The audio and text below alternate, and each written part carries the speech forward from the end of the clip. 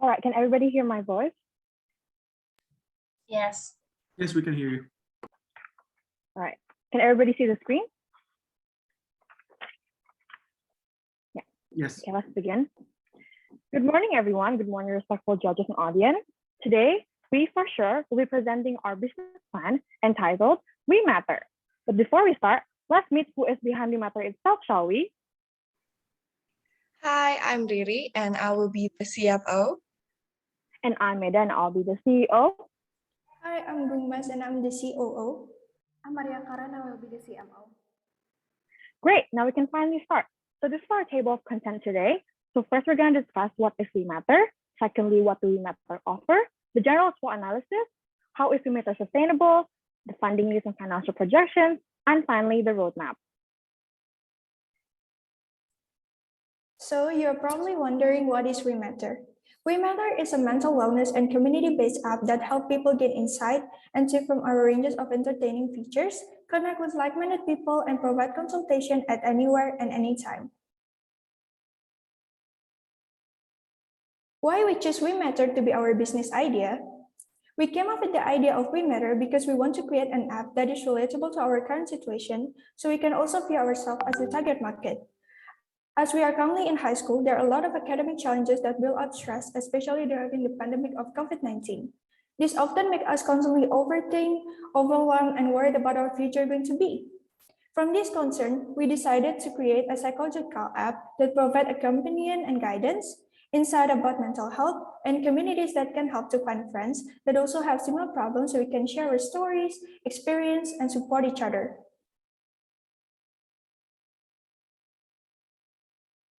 Next, moving on to our vision. Our vision is to be a one and only safe place for all your psychological needs and building mindful and well-being communities. So now, what is our mission?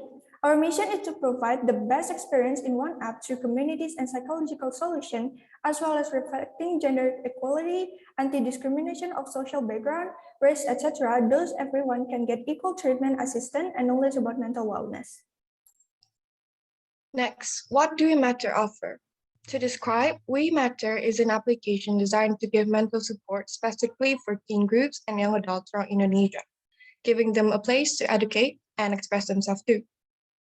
Next, what is our value proposition or marketing message? Our value proposition is your safe place. You probably wonder why we chose this, aren't you? Well, we believe it suits well with what we offer as a service and what we want to create through the creation of this app. It's a safe place for anyone, regardless of their race, gender, origin, etc. Additionally, user can stay anonymous. Now, let's move on to the ESP section, where we call it All-in-One Psychological Solution app. All-in-one, where we offer our customer with various features, including joining communities, live talk show, webinar class, and many more. At last, our competitive advantage. In this section, I will be covering a short 5 elements of our competitive advantage.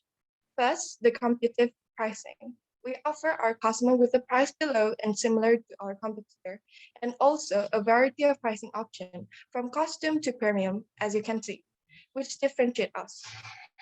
Second, all-in-one psychological solution, or our USP, which has never been found even in the competitor element. The distinct features given will help us to stand in the industry as we only provide. Similarly, the third is the joining community and open chat feature, which is a very unique feature of ours that our competitors don't have, and they surely have to create an image of us as an innovative psychological app. Fourth, we also have a website, which is a formal introduction of who we are, and it will be very useful for future partnership and B2B alliances. Last importantly, our artificial intelligence assistant, AVA, and also our mascot, Ellie. Ellie is available for 24 hours and could help you through face recognition during video call and text detection during chat. It is also a perfect companion and online diary for you that can be accessed for free. As our mascot, why the rabbit? We choose this because according to Chinese tradition, it represents compassion and peace, which we want to apply to this feature. Next is the general and SWOT analysis. Based by University of Indonesia data, 1 in 4 teenagers aged 17 to 24 suffer from mental health disorder. As many as 95.4% stated that they had experienced symptoms of anxiety, and 88% symptoms of depression. There are 202.6 million Indonesian population who have internet access. There are 26 million Indonesians who suffer and struggling from mental disorder, and 9 million have not received treatment that they needed when struggling with mental health. Our market segmentation in terms of geography is Indonesia. As for demography, it will be people aged 17 to 24, teen groups, young adult, couple, student association, and psychologists. Next, we have our SWOT analysis. As for our strength, we Matter are really open for internship and volunteer programs for both high school and university students, especially as we know that it is very high demand and ongoing trend all across Indonesia, where they post ribbon and campaign. As we mentioned, we also have Ally, and our user can stay anonymous. Next, we have our weakness. We are definitely facing competition from several apps, which has developed previously, and we may not be suitable for above age 35. Lastly, we may need to hire more skilled labor from overseas. Our opportunities are really great since there are increasing needs of mental support platform in Indonesia, as we may face our competitors right now, and currently we are facing pandemic, which has chances for us to being stable in a market where everyone wants to be at home, which makes our app suitable. Lastly, our threats. We will having chances in getting hijacked. Our user and ourselves is very dependent on Wi-Fi, and we may lose potential customer regarding most people to consult offline.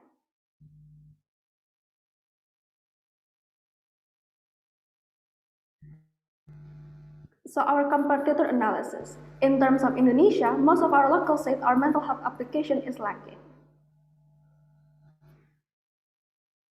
Next, we have our competitors. Taman Curhat and Relief are our potential competitors. Both are specifically intended for counseling program only. Different from them, our application, We Matter, provides features not only counseling programs, but we have our AI, Ally, live stream talk show, podcast, communities, posting page, daily articles, and news to keep our user updated. And lastly, our user personal online diary. Next, we have our 4Ps. Our product is mental health application, which aims to accompany and help people to cope with mental health issue. Also, our user can download anywhere and anytime, which makes We Matter a convenient app. Next, our price will be monthly subscription. However, our users still could access for free, but if they want to have extra access to more features, they could upgrade into premium. Additionally, before committing to premium, our user could try freemium, which only lasts for a month. Lastly, we will use social media for promotion. Social media will be a great place to advertise our application. Our online marketing will be through YouTube ads, Google ads, Instagram profile suggestion, paid partnership endorsement with social media influencer, Instagram ads, swap links, and lastly, TikTok ads. Because we're still developing app, for now we will still market our product online, but we hope in the future we could do offline marketing. Perhaps we will use this marketing in the future. Now let's discuss how is We Matter can be sustainable, aka We Matter's business model. So let's start first by discussing the revenue stream. First, we will get the revenue stream for our commission from the We Matter shop.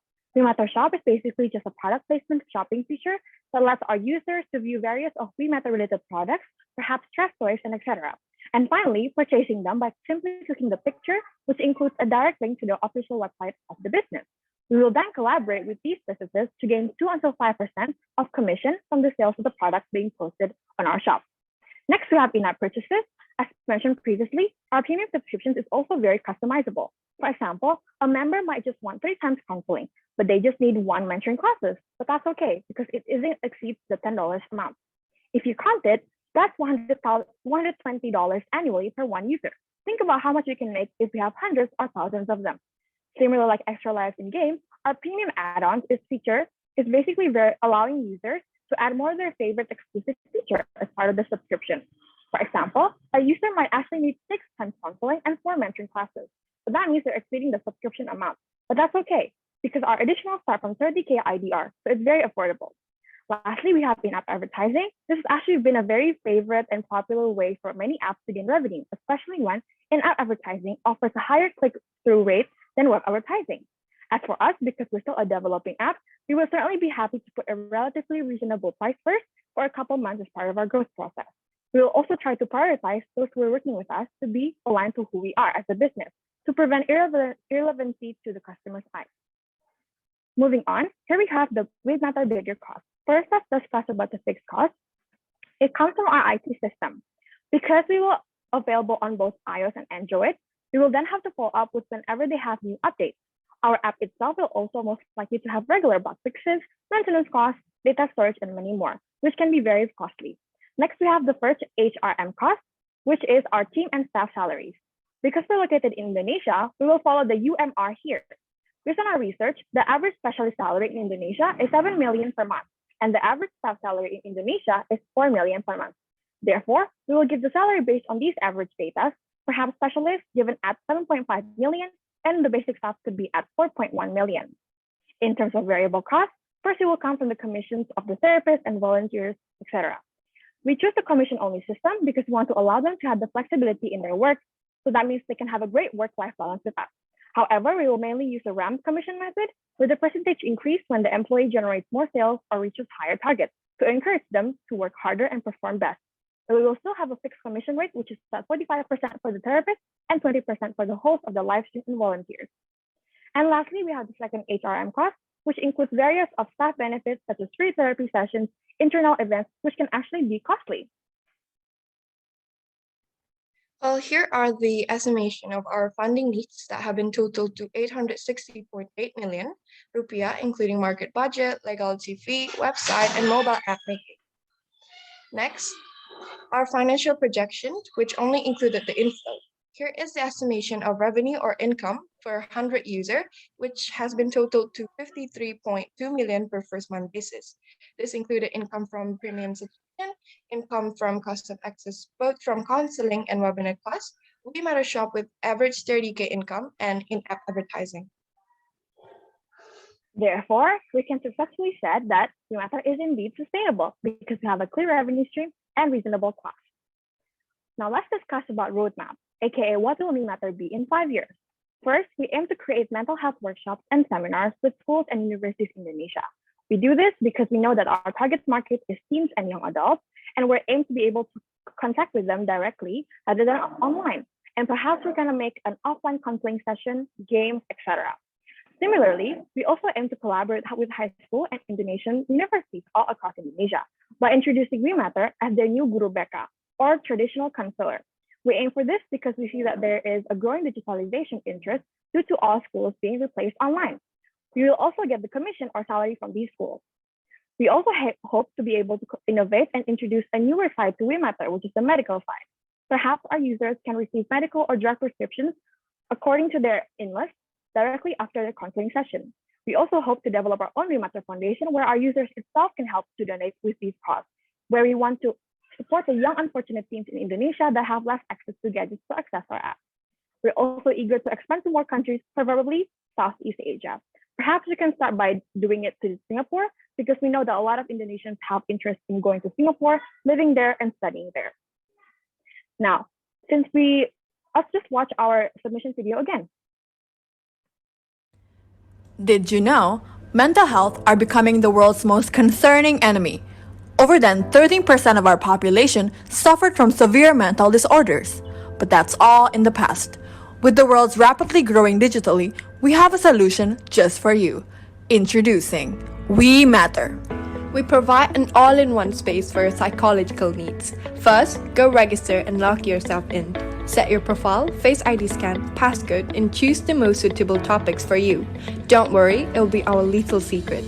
After you log in, you will be greeted with our homepage. Want more interaction? We've got you. WeMatter includes you with many communities for you to join.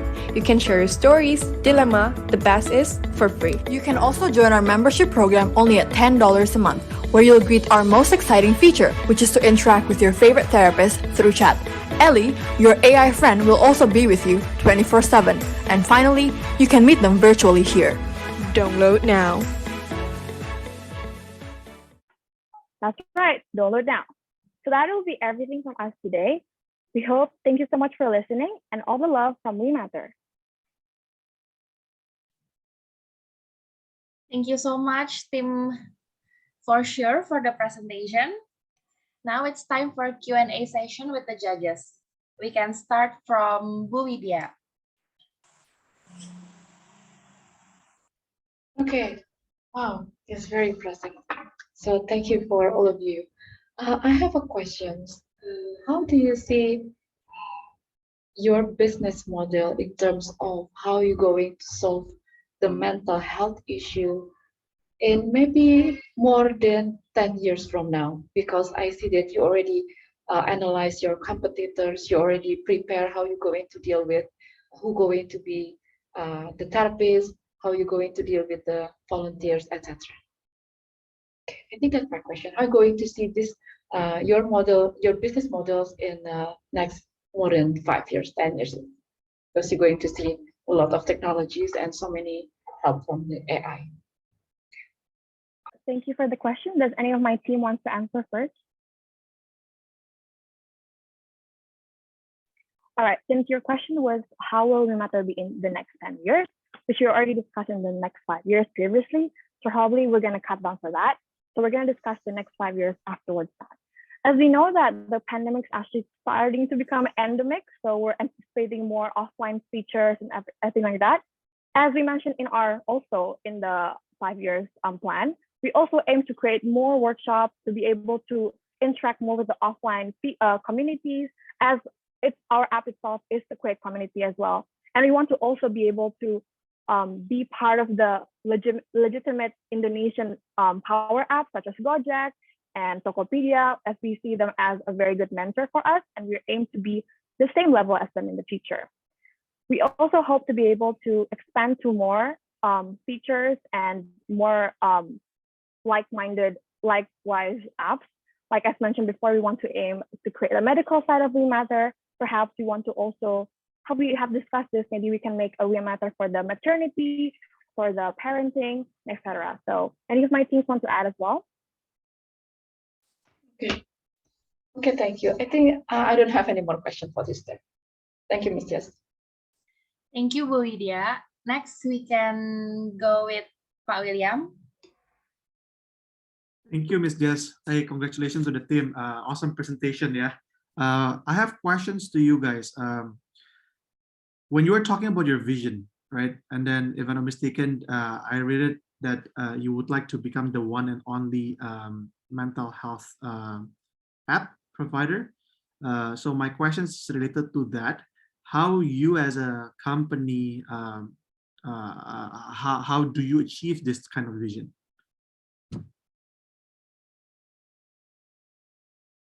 Does any of my team want to answer that? Perhaps Bunga? As we already said earlier in our mission, so how do we achieve that is by building more communities in the future, and also give more of solution about psychological needs.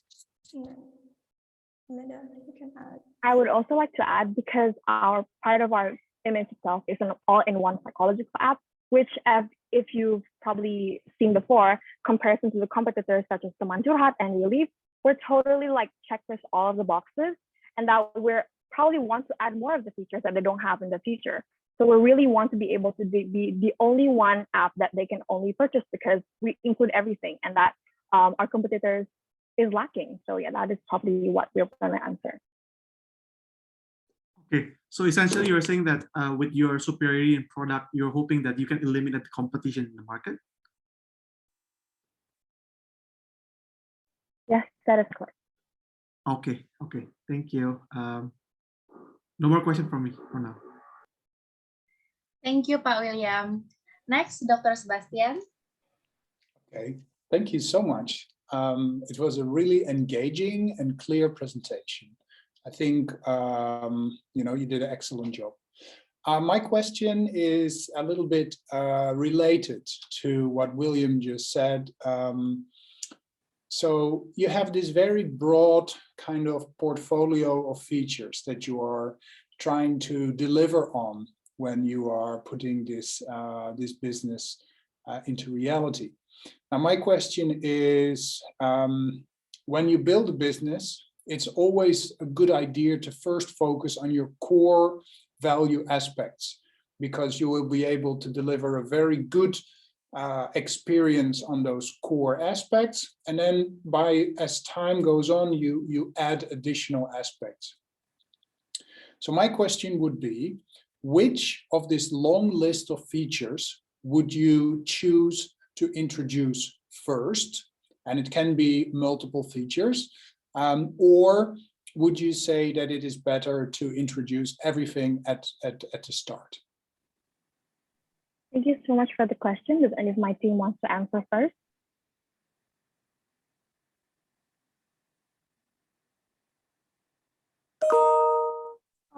For now, I think we want to introduce what we have first, and then in the future we want to give more and introduce more features such as more psychological tests and recommendation to nearest hospital to give them more of medication and help. Okay. I would also like to add, but before I answer, I'm sorry for the noise behind. So if you clearly read our strengths or SWOT analysis, we have 3 strengths stated that we also have open for volunteers internship programs, we have AI, and that we have our viewers can be anonymous. And that our itself could be is we want to introduce the features such as community and counseling first and focus on that first because that is our biggest part of our feature. That's also the AI. So there will be 3 features that we're going to focus more. And then in terms of like news articles and then daily webinars, that could be in the end. So to answer your question, we should really take the advice of starting to focus on the 3 of our features first. But again, we will start to contribute to more features in the future. Okay, that's a great answer. Thank you so much. Then I had a question with regards to the psychologists. So you can connect with a psychologist through your app. Is that included in the premium package with the $10 a month, or do you have to pay extra for a psychology consult? Thank you for the question. Does any of my team wants to answer first? Well, okay, you can answer. Okay, you might start. Well, as we just presented before, we provide the consultation or specialist in section, which is in premium. It has involved the specialist, and we also have the parent services for the consultation. So in the premium, it's already involved. Okay, I think you need to be careful with how you articulate that in terms of what is included and what is not included. Sometimes people need, a lengthy consultation because they have a big problem. And I don't know what the hourly rate is for a psychologist in Indonesia, but I can bet that it is more than $10.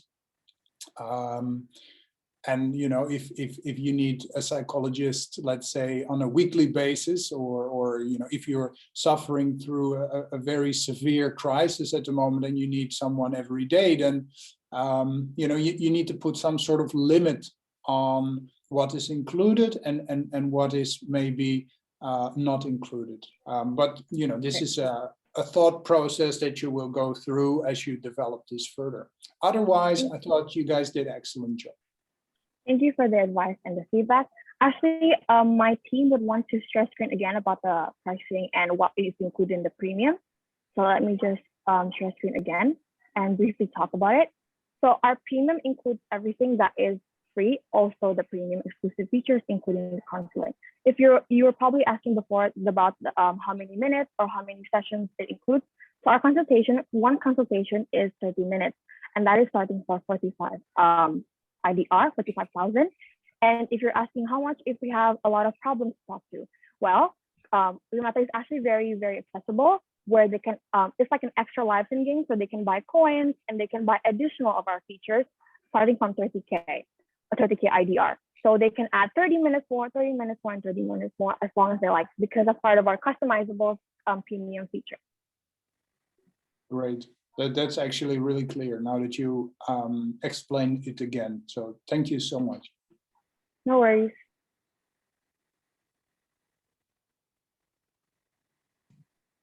Thank you, Dr. Sebastian, and thank you to all the judges for the question. We will have a few minute break, and team 2, Team Karturians, will start at 10:45. You may prepare for your presentation now.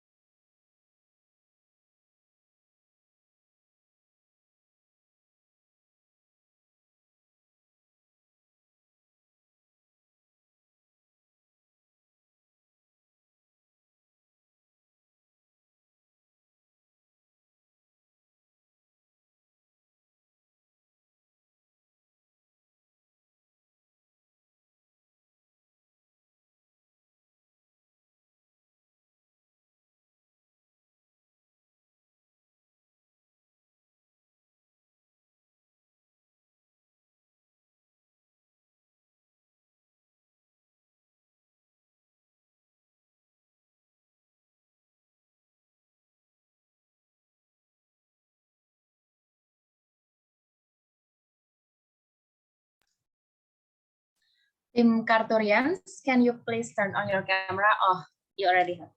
Thank you.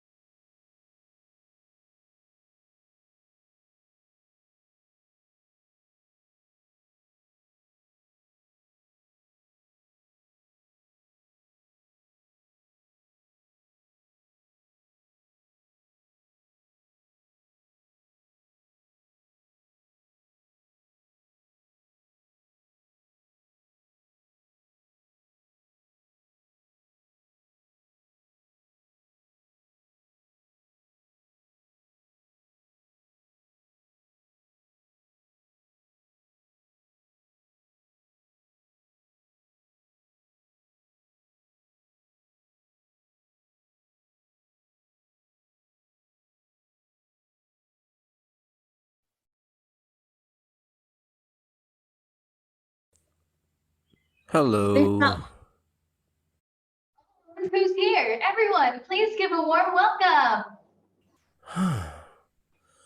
It's hard building a business on social media these days. I keep on posting content every single day, but no one really cares about my product. What should I do? Have you ever heard about social space? Social space? I've never heard of it. What is social space? Social space is an app that helps you boost your social media presence and manage your audience. Sounds cool, but how does it help? Social space has many great features, allows you to engage with your audience and help manage social media marketing. It's interesting. Can you tell me more about it? Sure, it's a pleasure to be here with you. We are the Raven Corporation, a student company aiming to solve real-world problems. The Raven Corp consists of I, Angela Faye, as the CEO, Me, Angelica Forensic Sawijaya, as the operational manager. I'm Alicia as technology and development manager. and me, Felicia Leonora, as marketing. Here in Raven Corp, our vision is to empower content creators to reach their targeted audience through technology-based industry.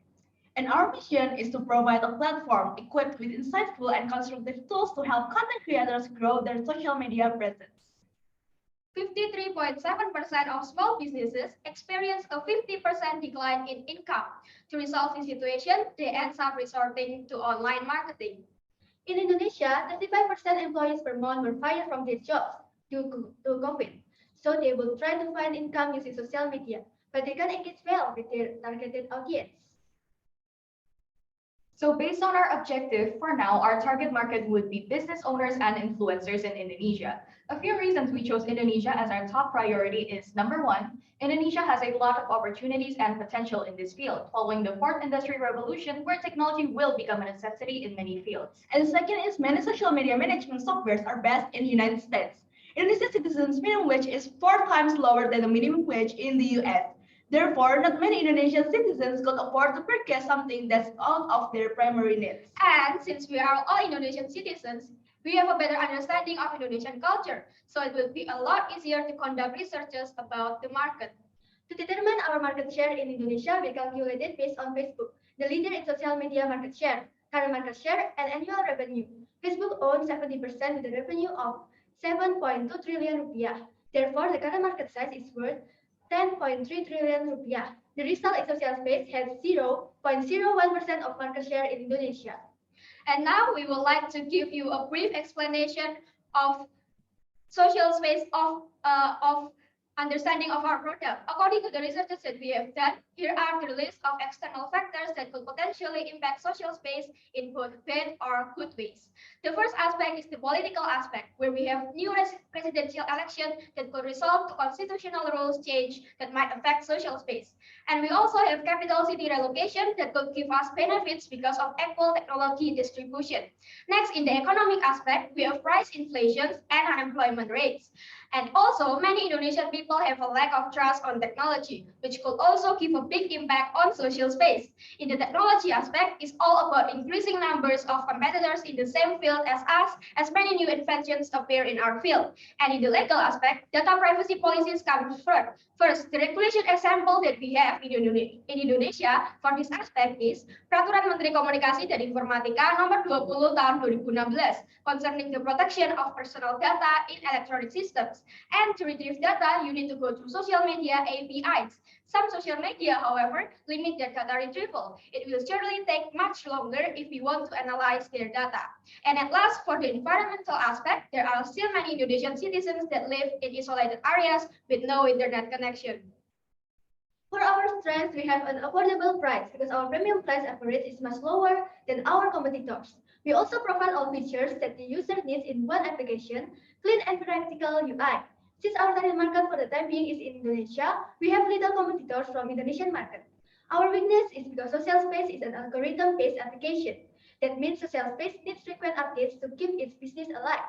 Next, our opportunity to grow comes from the increasing number of social media users and their lack of knowledge about social media. And our threats are other applications in the same field as our competitors.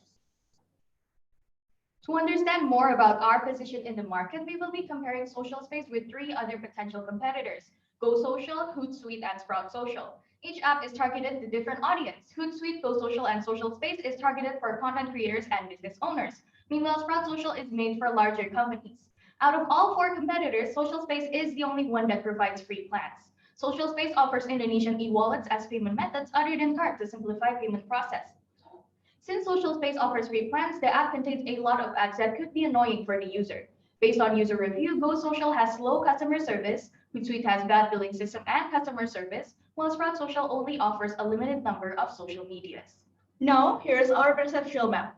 There are two factors that determine the positions, which are efficiency and pricing. Efficiency is how many features the app provides to meet user needs and how the app provides easy-to-use features. Sprout Social is the most efficient app with the most features amongst all, followed by Social Space. And for the pricing, Sprout Social comes with the highest pricing starting from $99. Social Space and Bauer's price starts from $5. But Social Space leans towards the right because our corporate plan's price comes below Buffer. We stand at the top right because our affordable price and unique features that none of our competitors have. So I've downloaded the application, but I still don't fully understand how each feature works. Can you explain to us in detail? All the features could be accessed through the homepage by simply clicking on the icons. We have a recommendation page where you can find all the latest trends and content ideas as inspiration. Our specialty is including trending keywords, hashtags, and title ideas you need based on the sector you're in. Social Space also recommends you the most optimal time to post your content according to your target audience. Next is the schedule. You can click on it to access the agenda that contains all the tasks you need to complete and tasks that you have assigned to your coworkers that could be seen through the calendars that is connected to your Google Calendar or to-do list. User will be able to accept notifications as a reminder on specific times before the deadline. And we also offer you meeting rooms to easily engage with your coworkers. Not only do we provide video conference, we also provide chat rooms and a folder dedicated to store all of your most important files that can be accessed easily. If you are wondering about your performance throughout the month, you can access the reports. We also provide the goals feature.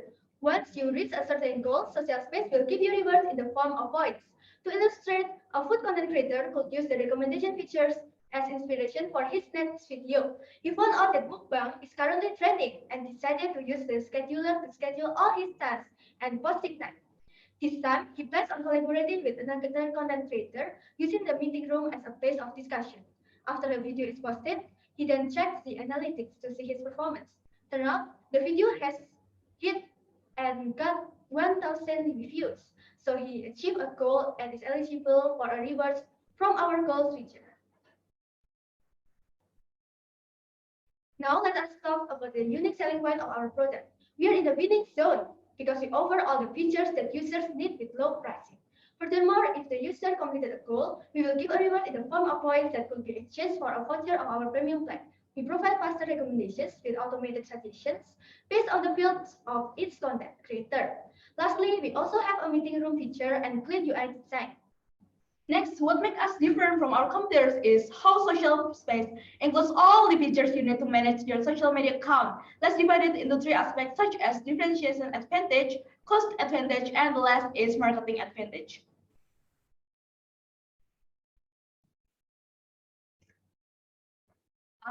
I understand. This seems like a promising product. I think I have a friend that might be interested in investing in your product.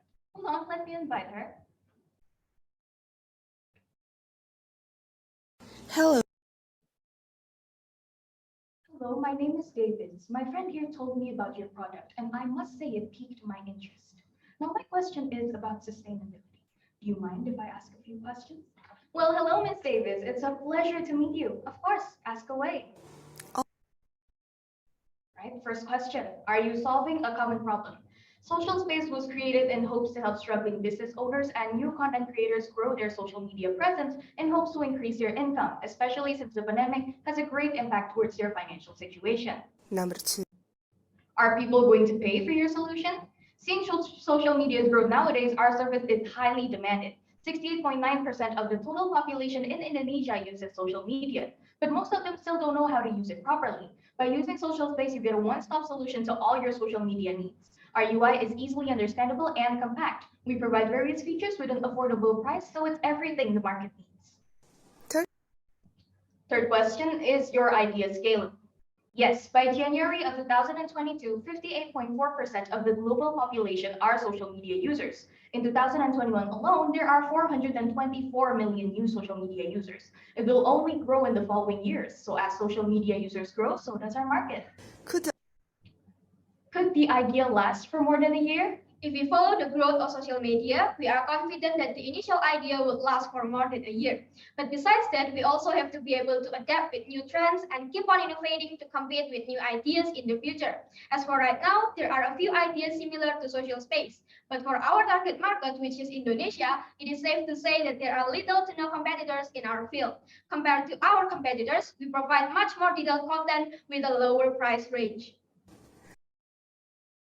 Now, before I invest in this product, I would like to know about your source of income. Sure. Our main source will be subscription fees. We provide three plans: Standard, Pro, and Business Plan. The Standard plan is completely free and already has enough features for casual use. But if you want to take it up a notch, you can subscribe to the Pro plan or the Business Plan, as you can see on the table.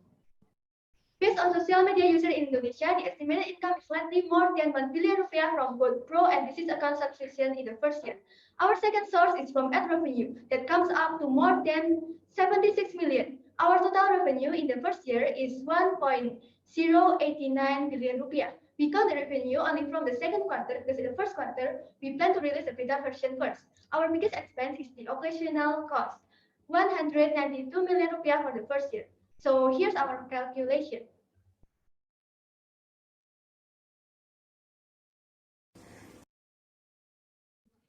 How do you plan to introduce your product to potential customers? We will market our product mainly on social media. Our goal is to increase customer value and brand awareness, as well as increase revenue and engagement rate. We will organize campaigns to help various sectors and learn and team up with marketing agencies. Reward will also be held as a form of appreciation to potential content creators or small businesses owners with premium subscription and also partnership programs to help small businesses grow their social media engagements. Aside from that, we will also be hosting free workshops and webinars that people could join while also promoting our product. In the future, when we have earned a stable income, we will then invest 5% of our income towards marketing needs, such as ads, endorsements, and link building partnerships. I see. So what can I expect from Social Space in the next 5 years? On the first year, we plan on releasing the beta version of Social Space for 3 months. We plan on establishing partnerships with small businesses. Furthermore, we are going to launch a web version of the application and expand Social Space by recruiting more employees. The following year, we plan on adding the Near You feature that will give user recommendations of film creators with the same field of context. Thus, they could collaborate and share their knowledge. We will also add a personalization feature that offers tailored recommendations for each creator based on their followers. Next, we will build partnerships with bigger companies. Year 3 will be focused more on expanding in Southeast Asia by partnering with companies outside the country. In year 4, we will strengthen our market positions and introduce e-wallet to social space. In the 5th year, we can finally spread our market globally to the United States, India, and Brazil. So, ladies and gentlemen, that is it for Social Space. We appreciate your patience for listening to the very end. Karangturi, baik berbakat bisa. So, are there any questions? Thank you, Team 2, Team the Karturians, for your presentation. Now it's time for Q&A session with the judges. We can start with Dr. Sebastian. Yes, thank you so much for giving me the floor, Jessica. I would like to compliment the team on the very thorough market analysis that they did. So you have a very good idea of, what the market looks like and how you could take maybe a piece of that market with the social space solution. Now, my question is in particular about your business itself. And the question is, I wasn't 100% sure as to the current positioning of social space. If you would compare it to Facebook on the one end and LinkedIn on the other hand, which to which existing business solution would you compare social space mostly to? And for the one that you choose, what is the biggest differentiating feature of social space with your nearest competitor? All right, thank you so much for the question. So if I'm correct, you're asking about which are we more similar to and what makes us different from them. Is that correct? Correct. All right. So in terms of that, social space, I say, isn't really similar to Facebook or LinkedIn, as you mentioned before. This is more of a social media management app. So let's take in Go Social as an example. Go Social is also a social media management company that is based in Indonesia. So it is currently our biggest competitor. What makes us different from them is in terms of analysis. Our analysis is more algorithm based and based on technologies. That is why it is way cheaper than Go Social, who still uses manpower to analyze their algorithm. Are there any other teammates that might want to answer? May I add? Of course. Yes. So we provide faster recommendations rather than Go Socials because they use manpower just like what they say. And other than that, we have a clean UI and a meeting room features which content creators could collaborate with their partner and we also provide a business consultant.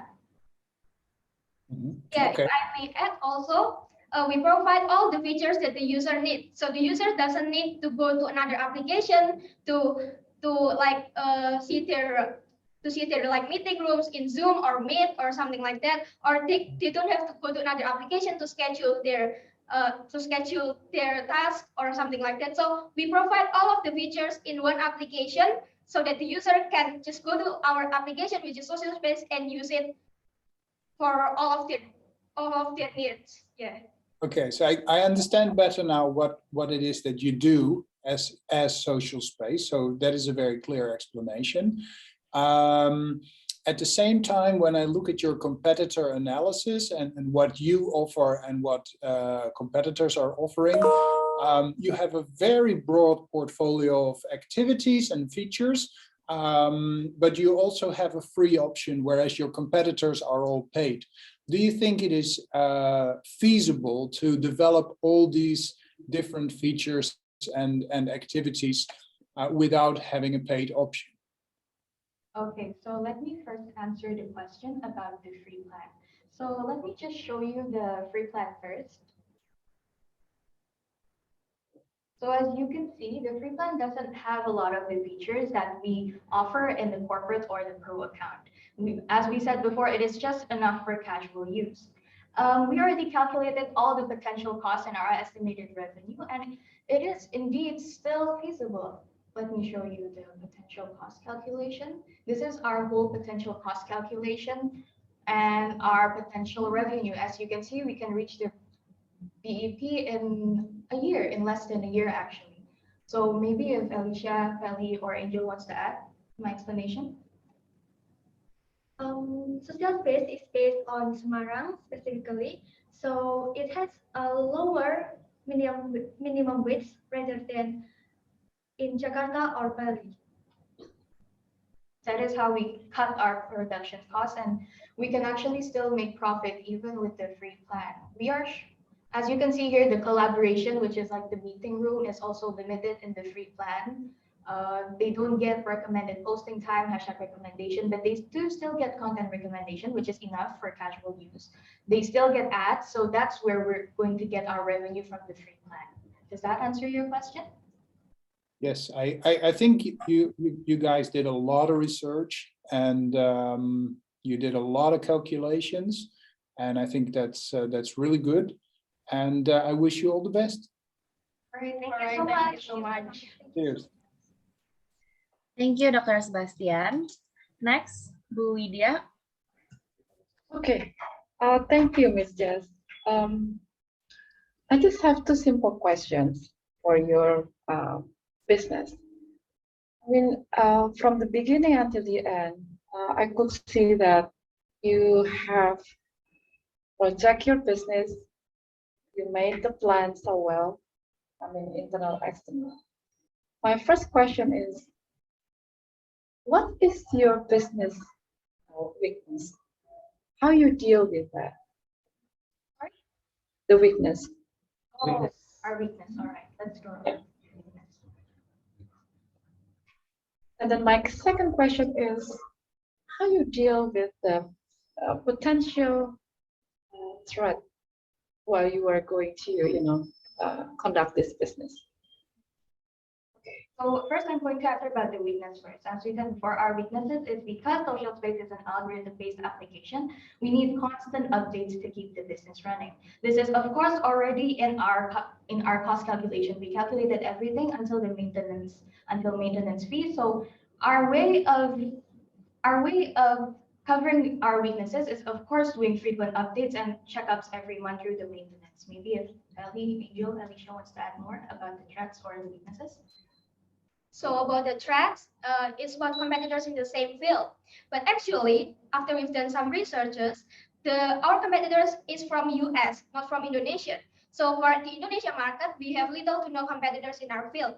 And also for the pricing, we have much lower pricing because of the our production cost is much lower than US production cost. And also we provide a lot of features than our competitors. So that is what makes us different from our competitors. And for me, I think for the free plan, there's many ads. So we still provide pro plans, even if you have to buy it. We really try to make the price is lower than the US because of the minimum wage in Indonesia is 4 times lower. That's it. All right, maybe do you have anything to say, Alicia? All right. So to conclude our answers, as for the weaknesses, our way of covering that up is by doing constant updates, which are already included in the maintenance fee in the cost calculation that you can see in the table before. And as for the threats, we are still winning because our competitors are mostly US based and have higher price range than ours. We still provide premium plans with a pretty affordable price of $5 or 75,000 Indonesian rupiah. So does that answer your question? Yes, thank you. This is my other extra question. Just want to know how you deal with if this business grows and then you're going to sell it to potential investor. How are you going to tell your investor about this threat? How are you going to reduce the risk of this business? How are we going to reduce the risk of the threats to our investors? Yes. All right. Do you guys have any answers? This is very challenging because you said that your competitor is not from Indonesia, but from the US. And you just, your competitiveness is just on the, the lower cost that you, how are you going to, sell this business to the investor? If you have in your mind, yes. So I will try to answer. As for the threats, how we would explain it to our investors is probably we still have the winning point here because, as I said before, we're based in Indonesia, correct? And we have lower minimum wage. So then we also have lower production costs. So in terms of competitors from the United States, I think we still win. In terms of features and pricing, we're still at the top. We're still at the top in both pricing and also efficiency of product. That's how we will deal with the markets in the US. Maybe if Alicia wants to answer, or Angel or Kelly wants to add to my answer. Okay, I'm going to add. We're going to promising our investor because social media because social media in this era, we really often use it. We never can leave the social media. We cannot leave the social media. So it's a promising product for the investors. We are going to grow up in this industry 4.0 and society 5.0. So that's why we make this promising product for the investor. So they don't really have to confuse about what if our product is not sell properly because the social media is the social media is the most used for now. I think that's Yeah, and from me, I would like to say that We would provide like the pricing and the features of our competitors so that the investor can see all of them clearly. And then we provide our pricing and our features, and then just be honest, and they just ask them, what do you think about our product? And they will see for themselves what is our biggest like strength and what is our biggest opportunity. Okay, thank you so much. Is there anything you want to add? Can I add some more? Okay, sure. As we all know, every business always have a threats. And for our business, we still in the winning zone, even though there are threats, because we offer a faster recommendations than the competitors in Indonesia. Other than that, we also have all features in one app, so the users will be easier to use. Actually, social media is a promising market because it will grow more, and we will also adapt to the new trend. If there's a new social media that is on trending, we will also make a features for that social media. So does that answer your question? Yes, thank you so much. Thank Good you so luck for much. this group. Okay, thank you. I have no question, Miss Jess. Thank you. Thank you, Bu Wit. Next, Pak William. Yes, thank you, Ms. Jess. First of all, thank you so much for the presentation. I think it's very thorough. I think you did a lot of the analysis, which is, I think, a very important thing when you're starting a business. If you do all the analysis, as complete as possible, it gives you a more solid foundation. Yeah. I have a questions. I would like to drill a bit on this one because I guess from what I understand about your business, your key differentiation, one of it is on the price. You are actually differentiate on that, and then you are saying that you're able to deliver that because you have a competitive advantage from costing side, right? Because you've been mentioning it is produced in Indonesia and all that. Understood that minimum wage and all that is cheaper in Indonesia, but production costs versus productivity is a two different thing, right? When we are saying Indonesia salary is cheaper, doesn't mean that the productivity of the people in Indonesia is the same. In this case, for example, in the US, right? So can you elaborate a little bit more? How can you ended up come up with the thinking that, oh, you can be very competitive in the cost? All right, thank you so much for your question. Does any of my teammates want to answer? I think we don't need too much manpower because it is more automated applications that used to retrieve in the API of the social media. So we can do that with an automated one. And other than that, there's also the operational manager that will train the employee and then oversee their work to make sure that our company will always be effective and efficient in doing their production activities. Anyone want to add? Does that answer your question? Do we have to elaborate more? Okay, that's fine. That's fine. Assuming that with what you were explaining, we were able to actually give competitive advantage over the costing, yeah, in terms of like the sum of the cost. But because you are a new entrant here, meaning that your competitors probably already have their existing customer base, right? And when we are talking into a business of SaaS business, which is like this, software as a business, yeah, software as a service, volume is actually really key, right? When, for example, your competitor, even though they probably spend more money to produce, or the cost to operate is higher than you, but with their existing customer base, if you divide it per unit, probably they can be cheaper because you as a new entrant still need to acquire customers, right? So in this early phase of your company, I cannot see in details on the calculation because it's too small for me. But if you can, a little bit talk about that, how you think in the short term you can deliver this. Probably you can start by saying how many customers you aspire to get in the first year and how are you going to do that? All right, thank you so much for your question. So our target for the market growth of social space is around 1% in 10 years. Percent in 10 years. So wait, let me scroll up. Yes, this one is around, yes, just 1% of, sorry. It's just 1% of the total social media users in Indonesia. Maybe Alicia wants to elaborate more on this. Oh, could you just share it? Yes, hold on. Sorry, one. No, I mean, which one?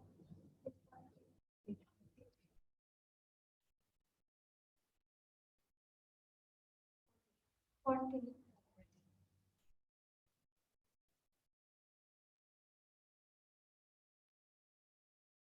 Based on our research, the approximate of social media users in Indonesia is 170 million, and we targeted 1% of those social media users in 10 years. So in 1 year, we targeted 0.05% of Indonesian social media users. For the pro account users, we targeted 7% of all social space users for each month.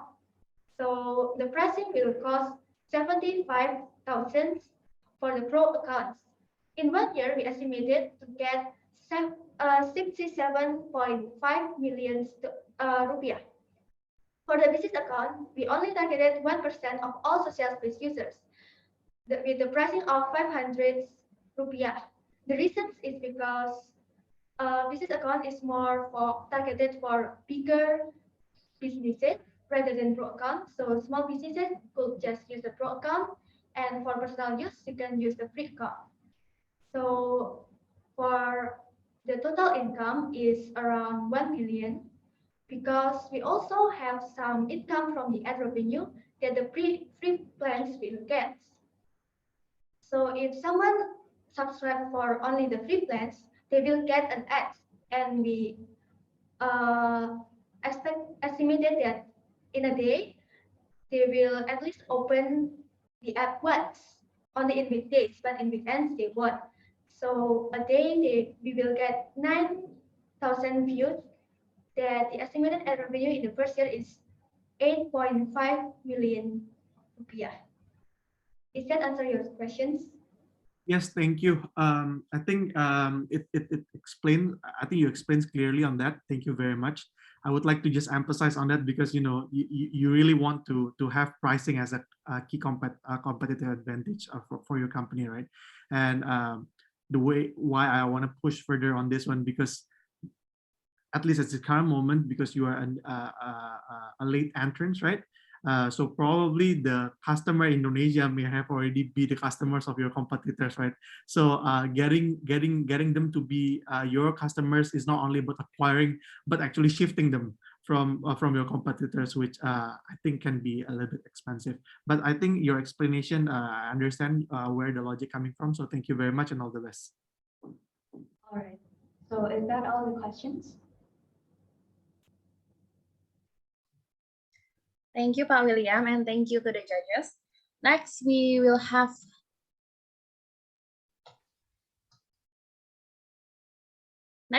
a few minute break. And team 3, team ComfyPaw, will start at 11:25. Team ComfyPaw, you may prepare for your presentation now.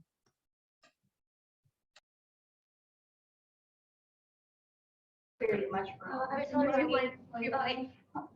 Before we end our presentation, we would like to say thank you for the suggestions, thank you for the questions, and we will definitely keep your advice to mind. yes, And thank you for your compliment too. Thank you. Thank you so much. Thank you so much.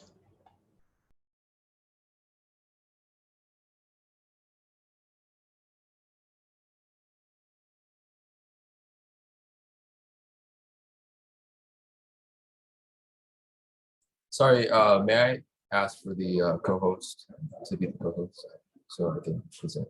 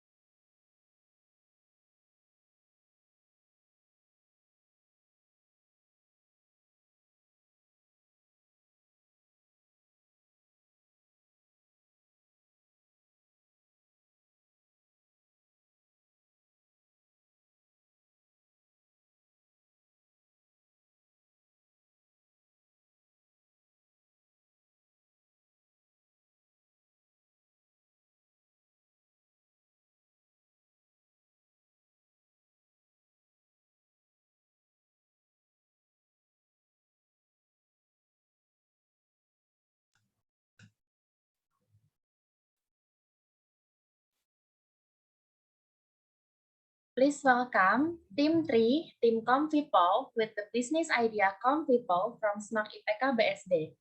The team members are James Graham Suarli, Juan Jonathan Sarpin, Shalin Destiny Chandra, and Vanessa. You may start your presentation now. 3,920,000 euthanized, died for a living. How would you feel, being left alone for nothing, or to see your life is in the hands of someone's responsibilities, who doesn't even respond to your calls? This is where we interrupt. To all the judges and our superstar, let us introduce ComfyPaw. The rise in pet ownership ever since the pandemic started it all. As the ownership came in an instant, unfortunately, the knowledge and experience doesn't. As a response, we create an app to provide comfort and convenience for our customers and their pets. Therefore, ComfyPaw was created. ComfyPaw was established in 2022 as a multi-service platform located in Jakarta. And the main idea is to give comfort and convenience with an effort to the fullest extent of the quality and customer satisfaction while minimizing the number of animal abandonment. So what is ComfyPaw? ComfyPaw is a technology-based company where we provide a one-stop solution for all our customers. We work in the e-commerce industry, and we've created an application that provides products and services combining comfort and convenience in our specialty. Our company provides a series of unique features in our applications, especially made just for your pets and for you. Our vision is to be the first choice for a multi-service platform dedicated to helping pet owners and their pets. Also, in developing and honing their skills through services, we will accomplish this through our wholehearted dedication and motivation to administer good knowledge and comfort and convenience to all pet lovers. And our mission is to help people understand and become better pet owners by expanding the knowledge about animal behavior. Second is to realize and provide a modern technology that creates comfort and convenience to all pet owners and their pets as well. And then third, minimizing the rate of animal abandonment in Asia, starting in Indonesia. And our last mission is to create and improve business opportunities, especially for our sellers to have more online exposure. And our core values is PAW. P for confidence, we provide comfort for your pets and you. A for augmenting, we augment education and awareness towards our pet friends. W for willingness, we are willing to help pets with more needed attention. Okay, and as we all can see the segmentation table, we target all genders with an age range of 12 until 60 years old because the average pet owners are Gen X, Y, and Z, and feel that owning a pet is a responsibility for them. We also target lower up class and above because the growth of people towards service applications has spiked by a lot. We see this as an advantage for our business. Our target location is in Asia, but we are starting in Indonesia, especially in the big cities in all Java Island, some of which are Jakarta, Surabaya, Bali, and Bandung. And from the lifestyle of pet owners, we are looking for pet owners who really love their pets, but couldn't take care of their pets properly, and have the willingness to spend their time and money for their pets. We are also looking for consumers or pet owners who use e-commerce applications to buy products to fulfill their needs and are interested in a reward system after making purchases. Next. Other than pet owners, we also consider sellers in our target market. We want them to have online exposure and reach a certain number of quality buyers. Each of our different features targets different type of sellers. Next. The market size in Indonesia, 67% of households have pets. If seen from the product's perspective, pet goods will grow up to 14% per year, and the potential the pet service industry in Indonesia will also continue to increase by 7.1% per year. And from e-commerce transactions perspective, according to Bank Indonesia's governor, projects that e-commerce transaction will reach 526 trillion rupiah by 2022. The figure is up by 31.2% from last year's achievement of 401 trillion rupiah. And based on the Financial Services Authority's data, 88.1% of internet users in Indonesia have used e-commerce services in purchasing a number of products. Moving on to our pestle analysis, starting from the politics. So the governmental support towards e-commerce in Indonesia keeps increasing, which is an opportunity for us. For the economics, the consumer's disposable in Indonesia supposedly is to keep increasing each year. This means that either the nation's national spending would either increase or not. This would either create an opportunity or a threat. For social, the number of pet awareness in Indonesia isn't big enough compared to other countries' pet awareness, though it will become an opportunity to us when it grows. For the technology, technology. The adaptation of technology used for online purchases keeps increasing in Indonesia, which is an opportunity. For legal, the growth of e-commerce use brings new laws that might be good or bad towards our business. And lastly, for the environmental, since we are an e-commerce business, the use of packaging waste would probably keep increasing when our customer base keeps increasing too. This would create a threat to our business. Next is our perceptual map. As you can see, we try to compare a company with most competitors. Here, we're putting our company in the low price side, yet not too low, and then also in the high quality side. We're doing this because we've seen the success of other companies working in this field, and therefore we predict that we would build a business value around this location. As far as we have found, we almost have no direct competitor who offers a similar product and features as our business. And also there is a difference in our objective. Our business primary aim is to build and increase the value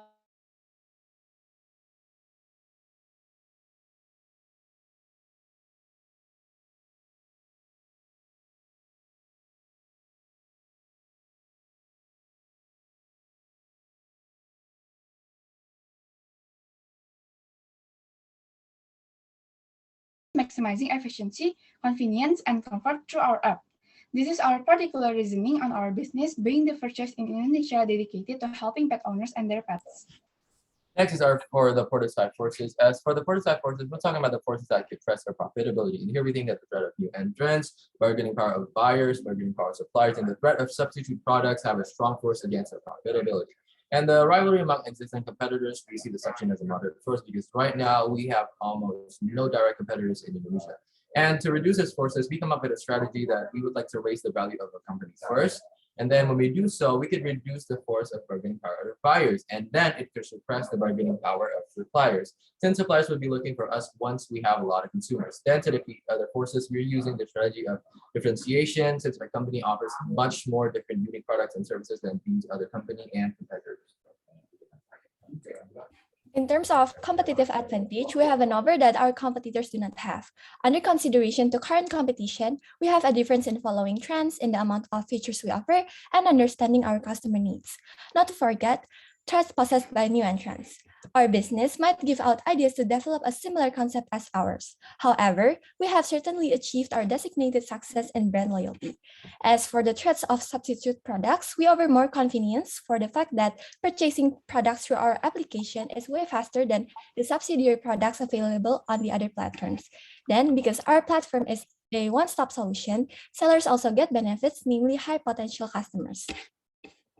Moving on to the products and services. So as stated, we have an application which provides special features. And here we have 9 features, and here are some examples. Consultation. If you would like to text with our specialized vets and consultants, or you would like to search for medications in our medication shop, feel free to use our feature consultation. Next is animal training. This feature provides training for trainable animals like dogs and birds, but also to administer good knowledge on animal behavior. We also help pet owners to become better pet owners. Next is paw adoption. We create this feature with full of information on animal ownership and also the animal status. We work with shelters all around to help these animals find their forever home. And also we provide an online shopping feature that gives you an efficient shop from home experience. In our change to open business opportunities, we work with a vast amount of pet shops supplying pet foods, toys, shower tools, etc. that can be purchased online. Next, for our value proposition is to ensure that the products and services we provide are high quality, starting from suppliers and the quality of the goods, because we have verified them before becoming part of our business. In terms of price, our price is very friendly for all ages because we offer many discounts, promos, and free shipping. For convenience, we provide complete features available on our mobile phone. So it is very simple and easy because you can access our application wherever you are.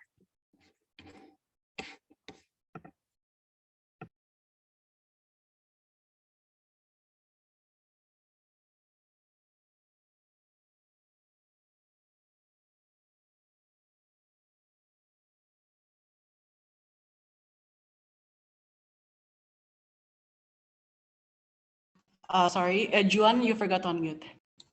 Sorry, I would like to repeat. Our services are the only one that fulfills the maximization of quality and efficiency, whereas providing a one-stop solution in a professional manner. The problem is not having a maximization of quality, such as the quality of the product offered and the quality of trust and value.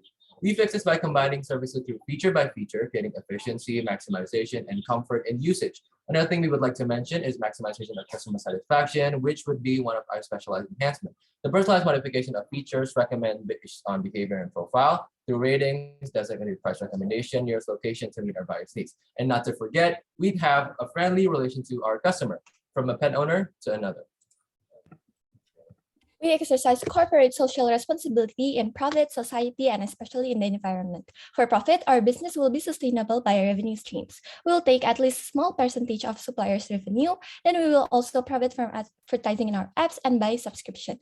For society, one of the ways to maintain our business is to provide the best products and services to customers and make sure to use good quality suppliers or vendors. Then from an environmental point of view, our business is technology-based where everything is online, so we are paperless. We don't need a lot of land, less electricity usage, and less waste.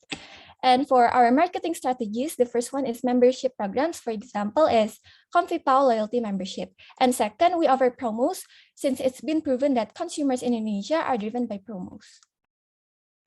And third, advertisement on YouTube, TikTok, on pop-ups on our website, etc. And for endorsement, we hire influencers to endorse our ComfyPaw to the world.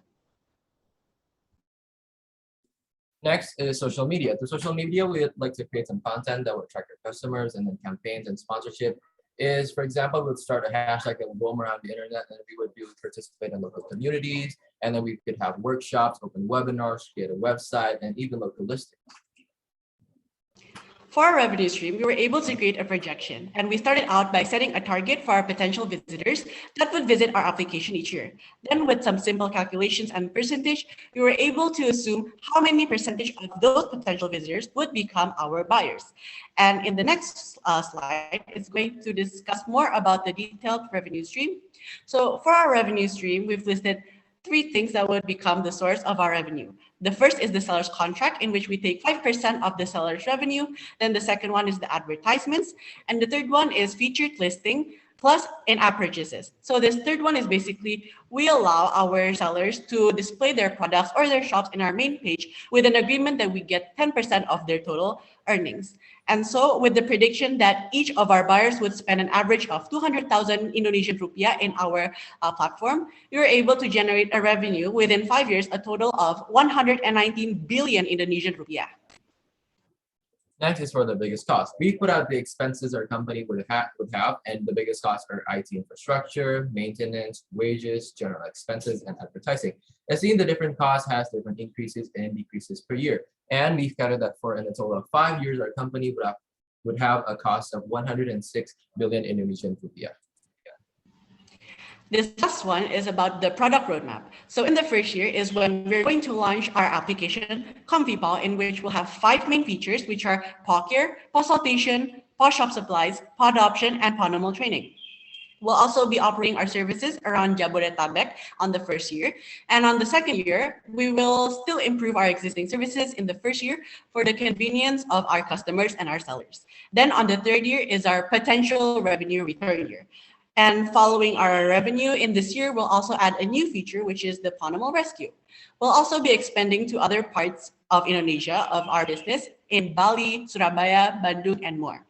And on the fourth year is one of our biggest year because this year we'll be having an update in which we'll be adding 3 more features, which are paw sitting, paw legal, and paw meetup. Also, we are very optimistic that by the 4th year, our services will be able to operate all over Indonesia. And lastly, on the 5th year, we will still operate our services in Indonesia. But this year, we are looking for more revenue so that we can expand our business to other parts of Asia, starting from Southeast Asia. So that is it for our presentation. Thank you very much, all SUPA stars, for listening from the beginning to end. Stay happy and stay comfy with ComfyPaw. Thank you, Team ComfyPaw, for the presentation. Now it's time for Q&A session with the judges. First, we start with Widya. Okay, thank you, Miss Jessica. I have a question for this ComfyPaw group. My question is like this. Would you please go back to the slide, the roadmap? Yes. Yes, on the year Therefore, you're going to add another aspect here like Paw City, Paw Legal, and Paw Meetup. And then your services will operate all over Indonesia. Before you add this aspect or sub aspect under this business, are you going to have like preliminary research before you're going to adopt a new like Paw Legal or Paw Meetup in Indonesia? Okay, first of all, thank you very much for the question. And second of all, yes, we are going to do some research before we put our new features, because first of all, we basically did some research as well from a survey and from the internet too. We found that some of these features are being looked for around Indonesia. And so when we're talking about the roadmap, we're probably going to do more research on the second year, because as stated, in our second year, we will be improving our existing services in the first year for the convenience of our customers and sellers. So in that second year, other than improving the existing services, we'll also be doing some researches, and so that we know in the future whether if it's good or not for us to add those features in our application. Okay, thank you. And then from that answer, I'm going to continue my questions. If your preliminary research make you not be able to conduct one of these apps, do you have like a backup plan during this business strategy? Or you just have this three aspects from Paw City, Paw Legal, and Paw Meetup? Do you have any backup if one of these apps cannot even adapt in your business? Okay, once again, thank you very much for the question. Well, we do not have other backups for our application, but we are looking forward to improving our applications. For example, to do our strategy of differentiation, our application are going to have special features. For example, in our consultation, we're adding a 24/7 service, meaning that our consumers will be able to use our consultation feature all day long. So with these kinds of features that we add, we are hoping that people are going to use our features more. Okay. Okay. Thank you. Thank you so much for this group for presentation. Miss Jessica, I don't have any questions. Thank you. Okay, thank you, Bu Widya. Next, Pak William. Yeah, thank you so much for the presentation. Yeah, I think it's really good, good concept as well. I also own a pet, so this is really dear to my heart. My question: you have a lot of product features, right? You have the consultation and all that. Which one is your priority?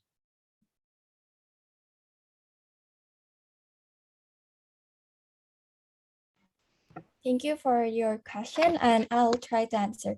So our priority features is Paw Adoption, Paw Rescue, Paw Supplies, and Paw Care, since our vision and mission is to minimize the abandonment animal and to convenience the pet owners. I would also like to add that we are putting this in our first years because from these features that we've researched, this would help us and also would generate the most revenues. Understood. Thank you so much. And this is my follow-up questions here. Specific to these supplies and also the rescue, I understand that there are existing channels for this already, right? For supplies, both offline and online. And then for adoptions, as I understand, even in social media like Instagram, for example, right? People have built this community in which people can look for a pet to adopt. And there are a lot of so-called non-profits. They're actually doing this kind of rescue. I also advertise their quote-unquote pets in that social media platform. So my question is, how are you going to shift them from the existing platform that they're using to your platform?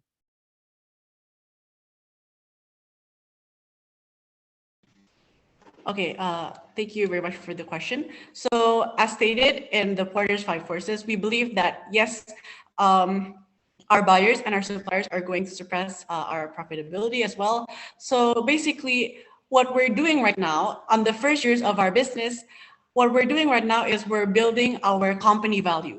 What does it mean by company value? We're building our customer basis, which is we're inviting all our customers to become a loyal customer to our application. So we believe that when we have win the market for all these animal things, and that all people can rely on us, other suppliers can start to see that, wow, actually this application is very good for me. If I put my service in this application, I'm going to get more recognition. I'm going to get more recognition because our customer base is already big enough. So that is why our first target is to build our customer value, the value of our business, which was actually supposed to be presented, but we had some internet problems. Thank you. Clear for me. Thank you, Pak William. Next, Dr. Sebastian. Yes, let me congratulate the team on a very clear presentation. It was very clear, what kind of company you are aiming to build. It was very clear what kind of customer you're focusing on. My first question would be, in terms of the different features that are part of your business and the different customer segments that you envision to play a role in your marketplace, is there any specific match between some of the features and specific, let's say, sub-customer segments that you would like to serve with your business? I would like to answer. Thank you for the question. So actually, we've cut down a lot of some topics as well. So we put out that in the certain features, we would look for different types of pet owners as well. For example, in the consultation, we would, it's not trying to be cruel, but we're helping people who has, their pets who have sickness and all that stuff. And then for the animal rescue people, animal rescue and adoption is people who has this mindset of adoption over than buying. And then for paw sitting, probably people who already have pets, but they don't have the time to take care of their pets. So they need our help to sit their pets down and take care of their pets while they're not home and doing their work. And then for animal training, for the people who don't know, have zero idea on how to train an animal and then how to, have their behavior right. Paw meetup is definitely as in just for meeting up, but this is under the pandemic considerations as well. And for breeding, definitely from the name itself, it's for the breeders that would like to, meet up and then they could get the certain, if it's in the dog show, they would get the good genes and then get the right bloodline. And then for paw care, definitely people who, mostly have dogs that are animals that need grooming, which is mostly dogs that are have a long fur or thick coat, something like that. What I can say.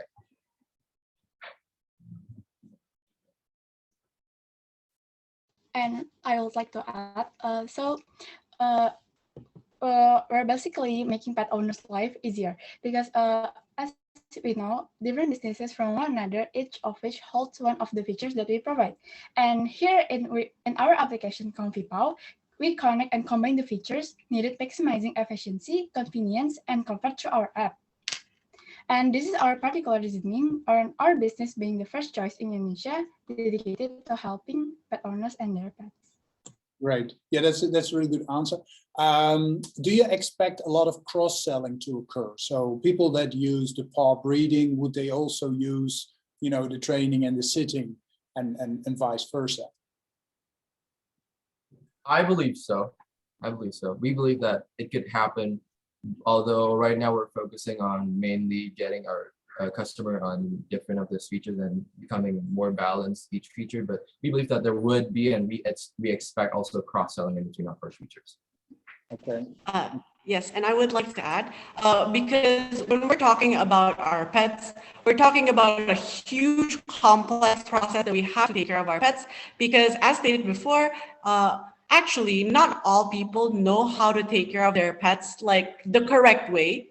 So we believe that through these other services that we offer, they can also use our other services. And how would they get the recognition of these other services?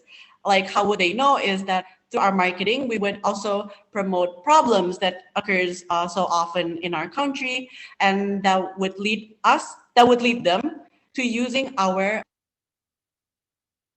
Yeah. Okay. Great. Yeah. Let me congratulate with a very clear presentation and quite realistic revenue streams also that you presented. And I wish you the very best of luck. Thank you so much. Yes. Once again, Thank we would you. like to thank all the judges, and yes, thank you very much. Thank you, Dr. Sebastian, and thank you to all the judges for the questions, and thank you, Team ComfyPaw, for the great presentation. We will have a few minute break, and Team 4, Team CJK, will start at 11:55. You may prepare for your presentation now.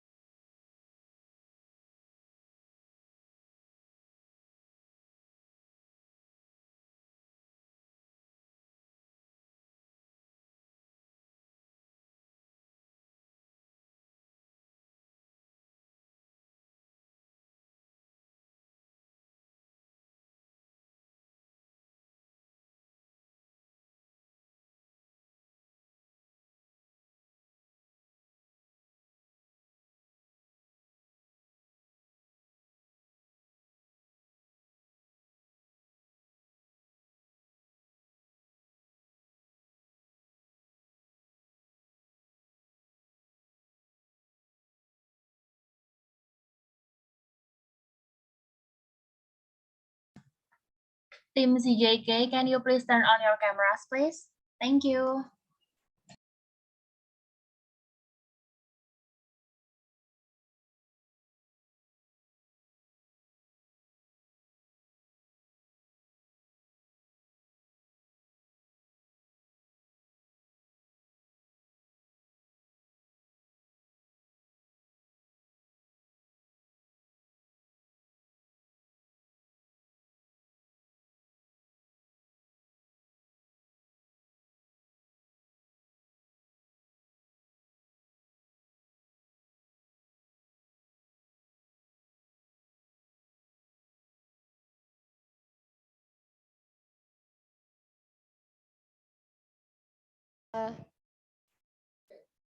Udah di-unmute? Audience and honorable judges, we would like to conduct an audio test. Am I audible?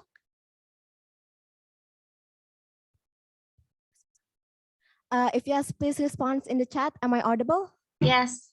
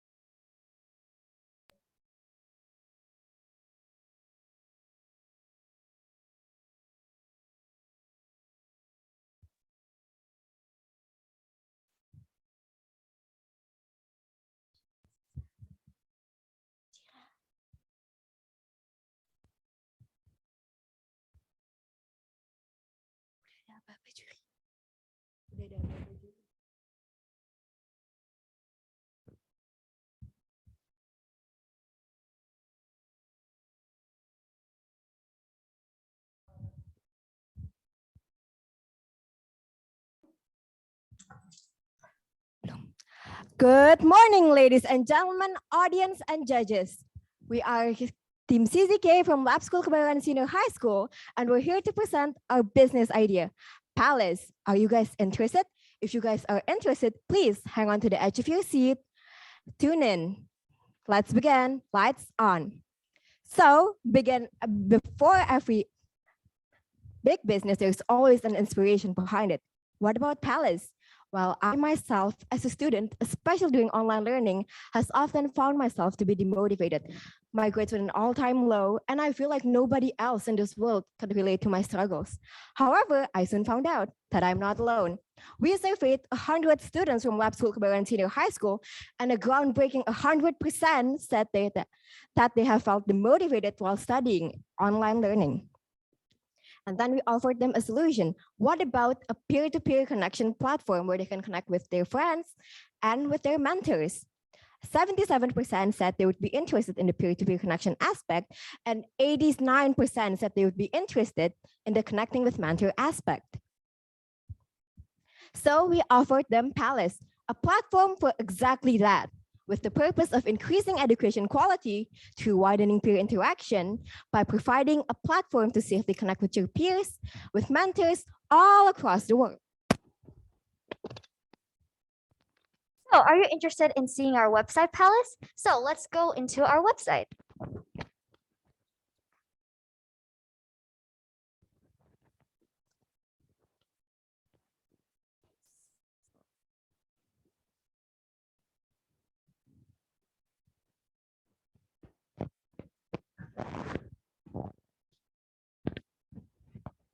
So after this, we're going to be showing a video of our website, Pallaz, so you can understand more about our product. All right, let's start. Okay, so welcome to Pallaz. This website is really simple to use. All you need to do is just enter your grade and your interests, like what you want to talk about. For example, let's put mathematics here. And then you can click connect and you'll instantly be connected with your fellow peers. You can also see their information so you can find something to connect to. And anytime you feel stuck, just click the find a mentor button. And you can see available mentors. And once you find one that suits your needs, you can click them and they can promptly join your call. So what do you guys think after seeing that video? Are you interested in Pallaz? Well, I am most definitely interested in that. I mean, even 5 years ago, I wouldn't even dare to imagine such thing existing, where you can connect with peers all across the world. Exactly, and one-on-one interaction makes it easier to, make new friends, learn from each other, and all of that with just a click of a button, which is crazy. So, audiences, are you guys interested? Well, I mean, if you are interested, you will definitely be meeting us in Pallaz. So let's talk about our unique value proposition. What sets us apart? So first of all, we are the only platform that allows students to connect one-on-one with their fellow peers from all around the world and based on their interests and also their grade. We also enforce very strict verification for all users to ensure security and trust during the video calling. And third and fourth, we provide global mentors so they're available at any time you need them, so you'll never be stuck again on anything. Now, we have built the company on the basis of a freemium plan. So what exactly is the freemium plan, you may ask yourself. First, there's the free plan, which is the most general option. This option is available to anyone, to everyone, at any time. And this system will be implemented or applied at first when you downloaded or you visited our website. And it is definitely free of charge. But what if? But what if you want to upgrade your account? You want to gain more access to our benefits on the website, in addition to the ones listed in our presentation. Then we will offer you the premium plan, which only costs for 35,000 rupiah per month or $2. And then we also have, aside from our premium plan, we also make money from advertisements on the website and also 20% cut free from the mentor. Now, our business has a high percentage value due to collaborating this concept with lots of industries that are relevant and very much needed in this time and era. Pallaz has enormous potential because it is caught between several massive business sectors, one of which is the edutech market, which is now valued at $254.80 billion. And then we also have the industry for online tutoring, which is estimated to be worth around $150 billion. And last but not least, we also have video conferencing market, which is cost around $4.6 billion. Okay, so next we're going to talk about financial projection. So our main target market is the secondary students, which consists of middle and high school students. If we just take 2% of that target market, that would lead into a 30 million users. So from that 30 million users, here is the financial projection. So first of all, with an estimate of about a 10% conversion rate of our low subscription price of 35,000 rupiahs, or about $2, we will gain an income of $7.2 million, and then $72 million. And then afterwards, we also will get ad income from the free plan, which will lead into a $2.7 million income. We would also gain an income from the mentor fee, which will total to about a $76.2 million income per year. So next is our early cost, or our cost for our first year of production for our MVP. So first of all is hosting. We're putting a hosting for about 1.2 terabyte bandwidth in Google Cloud, which costs only $400. Furthermore, for the API that we're using for the video calling, we're using WebRTC, which is an open source, therefore it's free. And then afterwards, we also put in our domain name for pallaz.co. The cost is $2 for the first year and $13 per year after that. And lastly is a video intelligence cost. This video intelligence cost is for the premium features such as transcript. And with a 10% estimate of the premium users, the cost will go to about $480. We are not counting labor fees here, as for our first year, we believe that we are able to build this with just the founders. So next is our competitor analysis. So we compare Pallaz with the top 3 education tech in Indonesia. And as you can see, we are the only education technology that provides features such as one-on-one peer connection, as well as a live on-demand video mentoring. This sets us apart. So we are not against these big competitors, but we're creating a new market with our unique features. Now, on Pallaz, we've compiled our SWOT analysis, which begins with our strength, which are 1, Pallaz is the one and only student-to-student instant connector based on grade and interest. 2, we introduce live mentors that can join the call instantly. And 3, profile features, where you can know more about who you're talking to, and you can establish a relationship, also find common interests between you both. However, we have a slight drawback in that we are like a small fish in a big pond. Pallaz is a new small business in comparison to larger multinational corporations on the market. Duration is not a problem. Then we have our potential with Pallaz, which is that we have longer duration time compared to established connections with other sites owing less users. And last but not least, we also have our serious threat may be the existence of huge education corporations who have greater access to mentor and students. So now we're going to be talking about marketing plan. So Pallaz focuses on community-based marketing as a cost-efficient and also very useful tactic. So first of all, we're going to be implementing a student ambassador. We will be partnering with the top 100 key students of the top 100 high schools in Jakarta. And if each of those ambassadors can gain 100 new users, that would mean 10,000 users. The ambassadors itself would get benefits such as certificates, training, and also experience. But it does come at no cost for us, as all of that will be conducted in a pro bono agreement with the speakers and trainers. We would also be running competitions and scholarships to gain tractions on students, especially ambitious ones, with requirements such as sharing on their social media, which then spreads our platform even further. And then the budget of the competition prizes could be also covered by the fee for the registration. Next, we have our roadmap. We can't predict the future, but we most definitely can plan for it. So for our first year, we have our launching MVP, which focus on a schedule-based partner search and attraction of 100,000 users. And then for our second years, we have our activation stage, in which we will switch to randomized student-to-student connection, student ambassadorships, events, and attraction of 1 million users.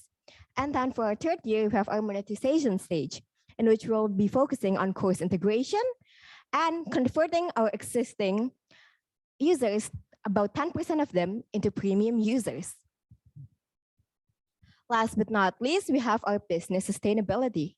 How are we as a business planning to survive and thrive when online learning is no longer used as the main method of education? Well, after the COVID-19 pandemic, even though online learning is no longer used as the main basis of education, there are still some schools that use online learning, which is supported by the statement of Mas Menteri Nadiem Makarim, who state that online learning will still be implemented even after the COVID-19 pandemic. We can also support peer-to-peer interaction, not only from your own school, but also from across town, across country, or even across continent. Isn't it amazing? And then we have during civil unrest and military conflict.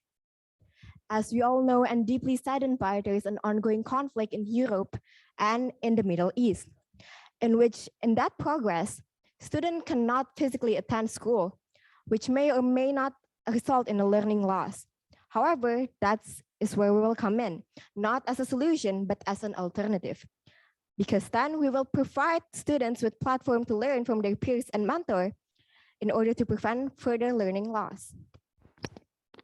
And that is all from us. This is our team. My name is Keira Andita. I'm here as the hustler and are in charge of business and marketing.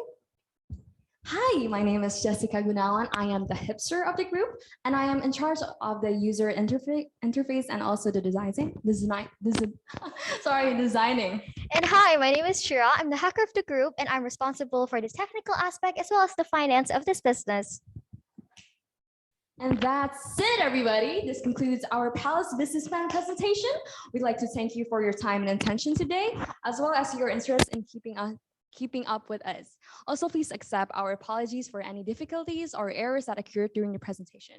Now we will open the floor to questions and answers. Is there anything the judges want to ask us? Thank you so much, Team CJK, for your very great presentation. Now it's time for Q&A session with the judges. We will start with Pak William. Thank you, Ms. Jessica. Thank you for the team. It's awesome presentation. Yeah, it's really good. I think it's very interactive. And the fact that you put yourself here with your slides behind, it's really make it more interactive. So I think it's really good. Yeah. For your business model, I think reaching critical mass, meaning the size of the business as fast as possible, as big as possible, is very crucial, right? Because it's a peer-to-peer, meaning that if there is no enough populations for people, then the connections or the interactions will not happen, right? You did mention from the marketing side that you're going to do a lot of workshop and stuff like that, right? But can you specifically share to me a bit, how do you plan to really accelerate the the adoption rate for people to actually communicate through your platform and continue to communicate through it, instead of, oh, I already know your number, and then the next time I'll probably just switch to WhatsApp, for example, right? How are you going to, create the customer's habit also to continually use your platform? Is my voice audible, by the way? Yes, it is. Okay. Yes, it is. Thank you. Okay, so to answer your question, which is a really good question, thank you. So first of all, to answer how we will, oh, sorry, I think there might be an echo. All right, so to answer how we'll be making sure that the user would use the platform continuously, first of all, is by implementing extra features. So using our platform, there could be transcription, that could be recording, and also the mentor feature that we implement. So people would still use our platform as they can get the mentor instantly if we go through that. And on how to accelerate and get users quickly, as mentioned on our marketing plan, our main plan is through the student ambassadorship. And we will aim to spread more and more of the ambassadorship. Yes, we will utilize our network to not only gain student ambassadors from Indonesia, but also from outside Indonesia, such as from neighboring country, Malaysia, Singapore, or even in the other continents, such as New York. And we will also aim for a government relationship between us, so we can integrate the course between the school and our platform. Does that answer your question, Mr.? Yes, thank you very much. No more question from me. All right, thank you very much for the question. We would like next, please. Okay, thank you so much, Pak William, for the question. Next, Bu Widya. I'm sorry. Can you repeat? Yeah. Next, Bu Widya, please. Okay. I'm very impressed with the presentation, and also especially with your gesture, how you present it. It's just really friendly. I mean, I feel just like part of your member. So my question is very simple. How are you going to build the relationship with your client or your customer, even though you said that this online platform learning is going to continue after this COVID or any other situation in the future? How are you going to maintain your client or customer?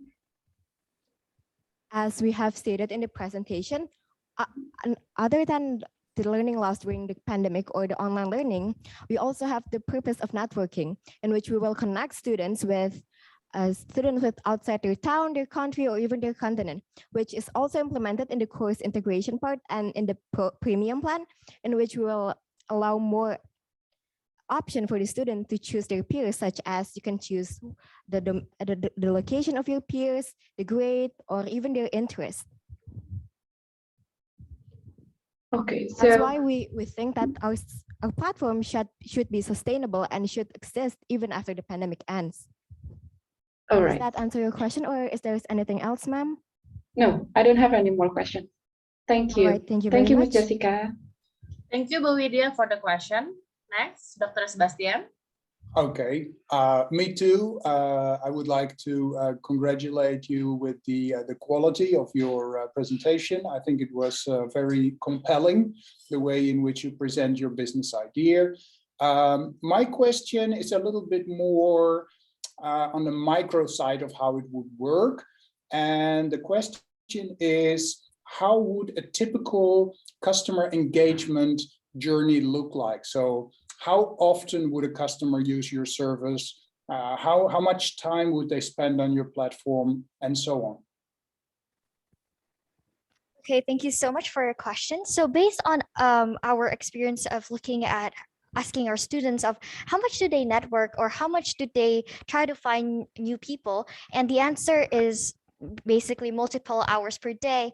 And if we just estimate about 3 days per week, that could lead to maybe about 4 to 5 hours use of our platform, especially if the call lasts about an hour.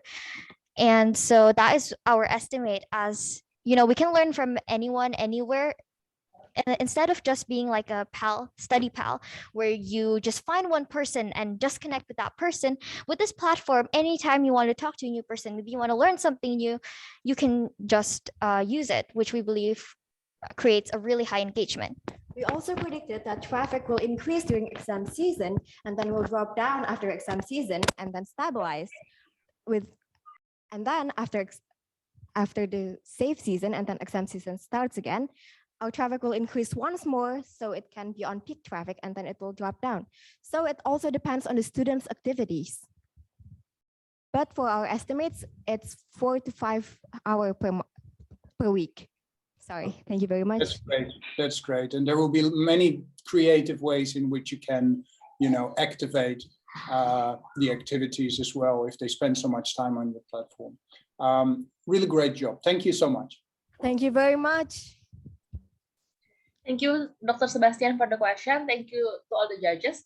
Thank you so much, Team CJK, for the very great presentation. Now we will have a few-minute break. And team 5, team 3 Wazowski will start at 12:20. You may prepare for your presentation now. Thank you. Thank you.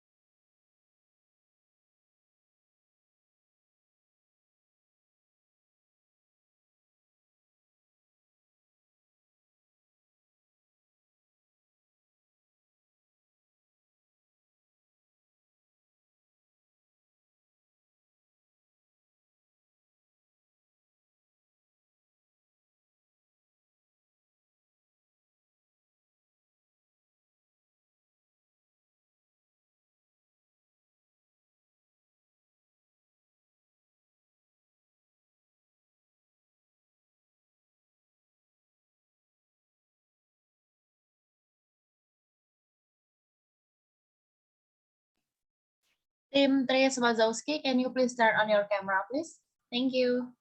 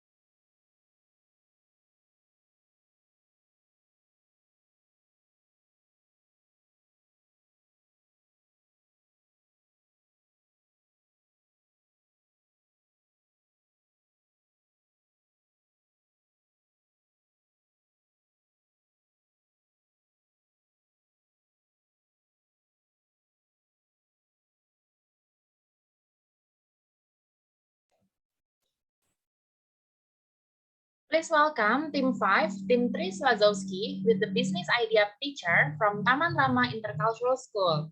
The team members are Shakila Anita Taylor, Arun Darani, and Allegra Tayori.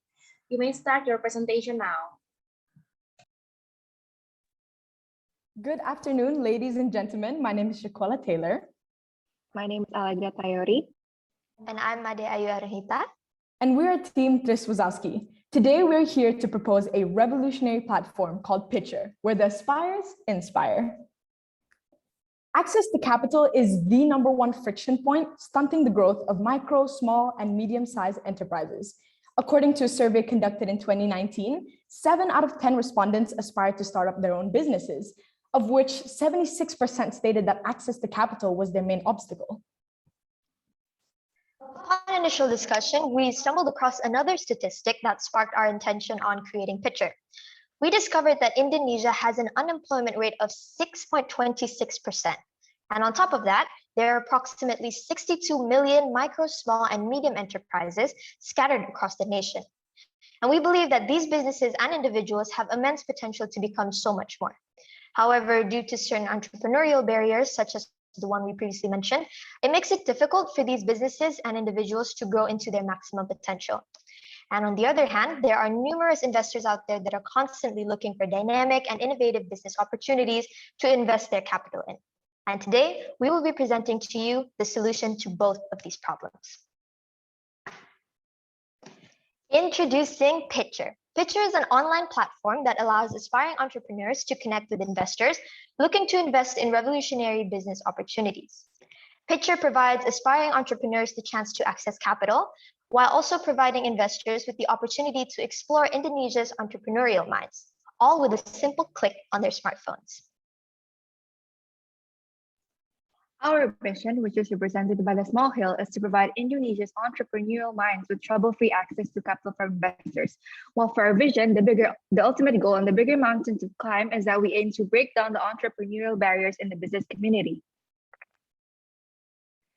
Now I'm going to be introducing you to our app features. So firstly, before registering, you need to identify yourself, whether you're a Pitchr investor, as this will determine how your display will look like. If you are in Pitchr, this is how you will see on your screen. And when creating an account, you'll be required to provide basic information such as your name, date of birth, educational background, location, etc. As this will allow the investors to get a little background check of yourself before deciding to invest in your business. And most importantly, you'll be required to verify your identity. You'll be required to post a photo of your ID and take a picture of yourself. And this is done to ensure that all of our users on our app are authorized and are legitimate. And of course, you can post your business idea. This can be an overview of your business idea, a business prototype, amount of capital needed, and yeah. And if you're an investor, this is what you will see on your screen. Same like Pitchr, when creating an account, you will be required to provide basic information such as your name, date of birth, education background, location, etc. And of course, you're also required to verify your identity.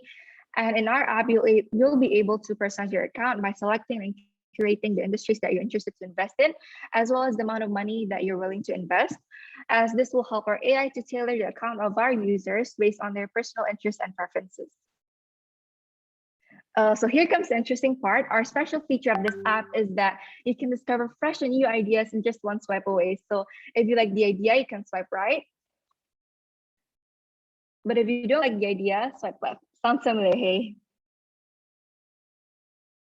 So from this, we can see just how easy it is to use Pitchr. Not only is it user-friendly with the swipe right, swipe left concept, it's also less risky in comparison to traditional capital raising methods, such as obtaining bank loans, for example. It's also quick. Unlike crowdfunding, Pitchr only takes a simple post, and your idea will be seen by potential investors that, thanks to the artificial intelligence, will have a higher match rate. And as for investors, Pitchr provides an accessible platform to easily connect with early stage businesses that is time efficient, once again, thanks to the AI implanted in the app. Now that we know how Pitchr works, who exactly is our target market? For Pitchrs, we decided to target low to medium income citizens. The potential is huge. 99% of all businesses in Indonesia are classified as micro, small, and medium-sized enterprises. 2 million MSMEs in Indonesia, 99% of which are micro businesses.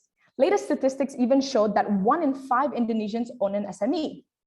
Developing these small businesses into bigger ones will be an essential driver of the country's future development, which takes us back to our vision as a business, to break down the entrepreneurial barriers in the business community.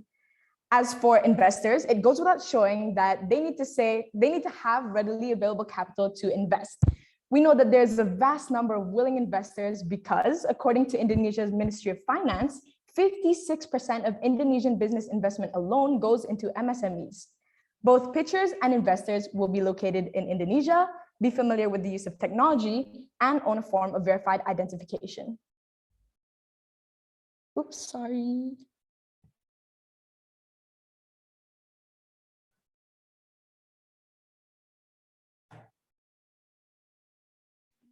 Now that we know who you're targeting, what about the business characteristics itself? So here we have Pitchr SWOT analysis. Our strength is that we use AI to tailor the account of our users based on their personal interests and preferences, and not to mention the affordable platform fee as well as the easy-to-use app that is available in both mobile and PC. Now, when it comes to weakness, our app relies on internet accessibility, while in Indonesia, the internet availability is not spread across evenly. And also, our app requires high control of users to maintain quality of business leads. With opportunities, we believe that Pitchr satisfies a gap in the market. So far in Indonesia, we have never found a business like ours. Therefore, it is a big opportunity for us to enter the market with a revolutionary app that is dreamt of by many. And as we all know, there has been an increase in the use of online software since the pandemic.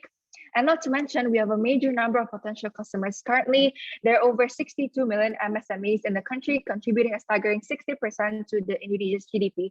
This just shows how much businesses can utilize Pitchr in just Indonesia alone. Moreover, we have an opportunity of bulk acquisition of customers through strategic partnerships, which will be covered in later slides. And lastly, for threats, some consumers may still have concerns over cybersecurity. Therefore, we have a mission to ensure that our app is safe. And lastly, we have threats over competitors such as Linux and Salt Ventures.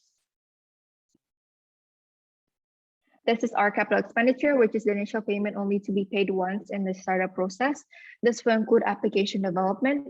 And please note that the amount stated here is only a rough estimation.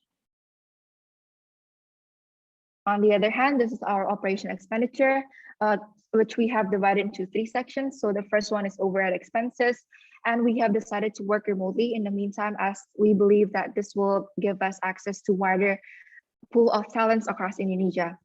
And next we have talent expenses, which will include paying employees, and maintenance, which will include fixing bugs, updating features, monitoring user activity to ensure that our app runs smoothly for all of our users. And lastly, we have marketing and advertising expenditure.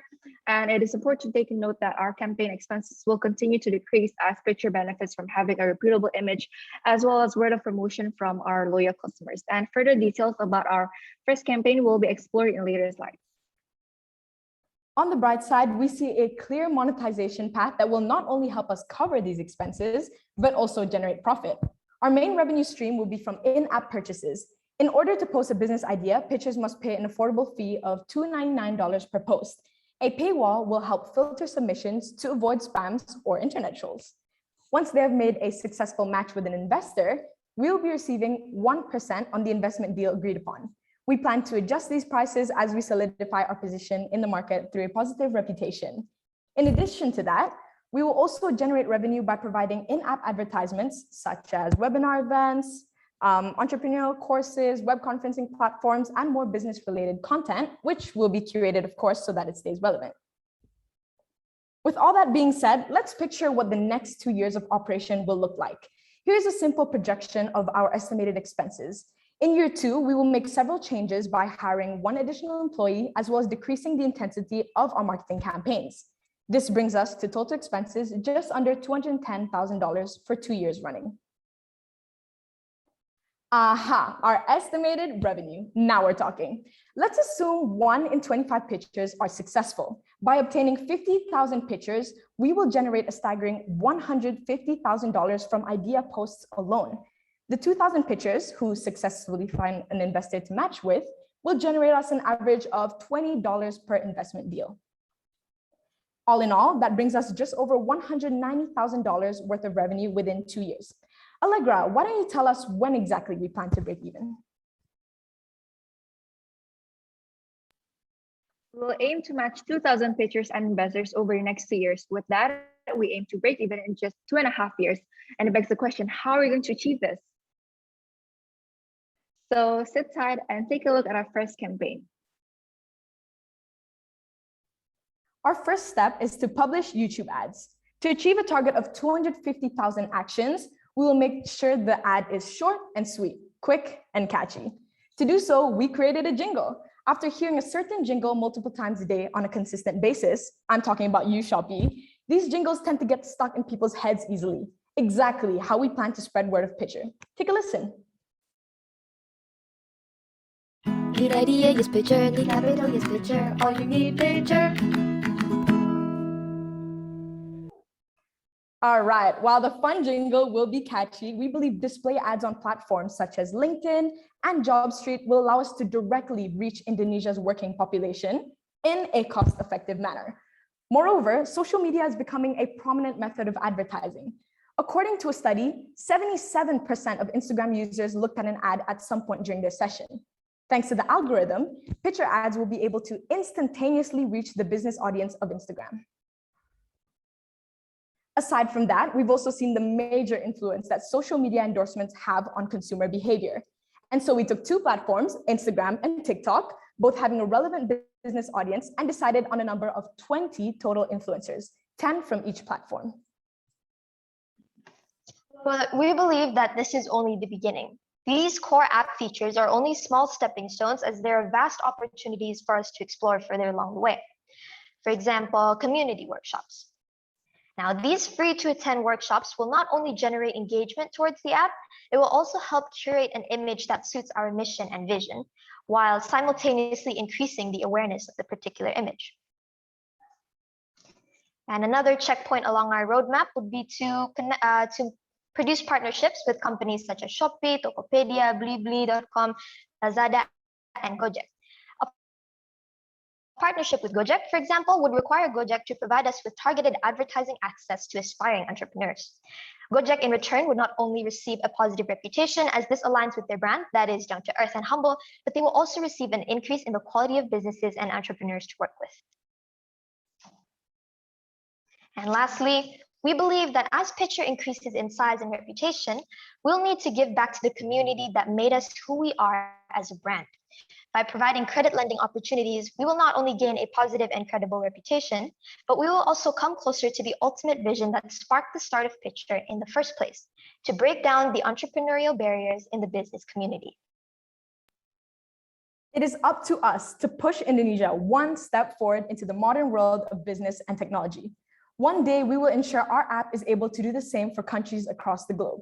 Pitchr, where the aspires inspire. Thank you, ladies and gentlemen, for your attention. Wazowski looks forward to working with you in the near future. Thank you so much, Team Wazowski, for your presentation. Now it's time for Q&A session with the judges. First, we will start with Bu Widya. Okay. I love the idea of your business, but I would like to know more about the value on your business, and then how you combine this value, because if I'm not mistaken, I read on your slide that your weakness is on the internet connection, right? Yep, Please go back. Yeah. Okay, so how you dealing with that issue? Well, the internet connection, just like a common issue, right? How you reduce that risk for your business? Okay, so as for the internet connection issues, I think that is a problem that a lot of e-commerce businesses all across Indonesia or even across the globe experience. So one of the things we plan to do is maybe we can work with the government, strike some sort of deal, a partnership that will not only increase our image, but it will actually help entrepreneurs all over Indonesia, the archipelago, to have their own opportunity at using our app. So I think the first step is to consult with the government. We can think of new partnerships, new strategies in a way to reach the remote areas of Indonesia. I think there's a lot of potential there. I'd like to add on to Pallaz. I think a perfect example would be, for example, once Pitchr grows in size, we can use our revenue and our profit to build satellites and basically to extend the internet connection, especially to areas that are a little bit more rural and don't have internet connection. And I think that not only is this great ethically, but it will also align with our mission and vision, and it will also help in general to increase our reputation as a business. So okay, so this business look like an incubator, right? Because the investor you combine with all the platform here. Yes, that is correct. That is correct.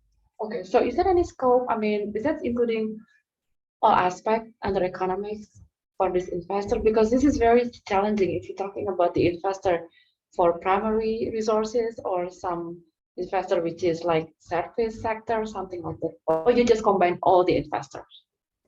So for now, specifically, we're targeting low to middle income citizens. So we're targeting small enterprises. As for large ones, that is more along our roadmap. When we're more established, we have more resources, we have more reliability to carry on the responsibilities of handling these large companies. But for now, we will focus on the small enterprises, and the investors, it is up to them. They can actually personalize their account, as Allegra explained. There was in our feature, they can select the specific industries that they'd like to invest in. And I feel like that will give a common ground between the pitchers and investors to make a more suitable match. Okay, thank you. Thank No you. worries. Thank you for the question. Okay, good luck. Thank you, Bu Widya. Next, Dr. Sebastian. Okay, thank you. I liked the presentation very much. I think it was very detailed. I think you explained very clearly the purpose of your business and how you would make money. I would like to know a little bit more about the institutional environment in Indonesia. So what kind of certification do you need? With what type of institutions do you need to liaise to be able to be allowed to practice as a kind of a broker / intermediary in Indonesia? So as far as I know, in Indonesia, a lot of things are quite flexible. I think as long as you have a pretty good qualification, so education, I would say. Oh, sorry, I'm very sorry. Can you reiterate? So are you talking about us as pitcher? Are you talking about the investor? So what do we need to if you want to have an investment intermediary as a business? Oh, I see. I think you need to have you need to be certified by institutions like OJK. Maybe there are other ones that are specifically geared at the E element of brokering. So I was wondering, did you take a look at that, and how long do you think that certification journey would take realistically in Indonesia? Well, as for the brokers, I would have to be honest that we are not really aware, which I think would take a while because you would need a pretty high education degree, not to mention the amount of certifications you would need to take. But also the fact that you will have to build on the reputation that you are trustworthy and that you have a very high success rate as a broker. And so I think it will take quite a while, but not only to get the certification, but also to get the trustworthy image and the reputation of the broker. So yeah. Right. Thank you for that answer. I have another question with regards to your role, right? So you're presenting yourself very much as a very independent intermediary who has little involvement in the pitches that are being presented on the platform, and also the buy-in on the investor side. Is there any time in this process of building this business that you would be tempted to become more of a broker? So to be more involved with how the pitches are articulated, how they are, what sort of information is part of that pitch, and so on.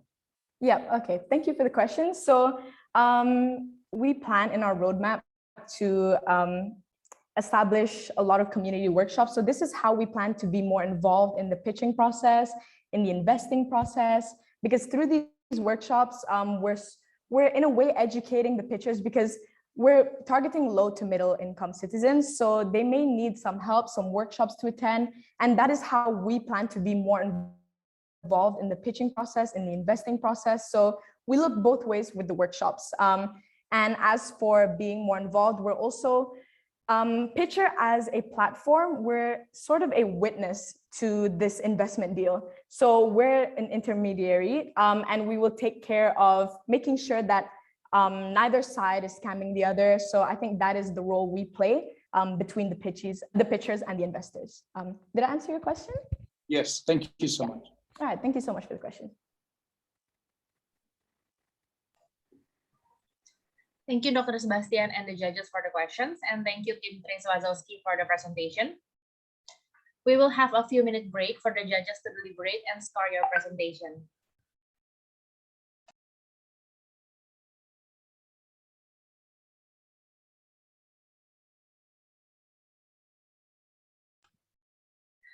I'm sorry, I forgot, Pa William. Haven't asked the questions. Pa William, please. That is fine. I'm really sorry. It's been covered by other judges, and I'm pretty sure that the team very keen to just wrap it up. But yeah, well, if I have to give one question to the team, is that as you said that your target market is actually as MSMEs, right? Which is the small medium enterprises.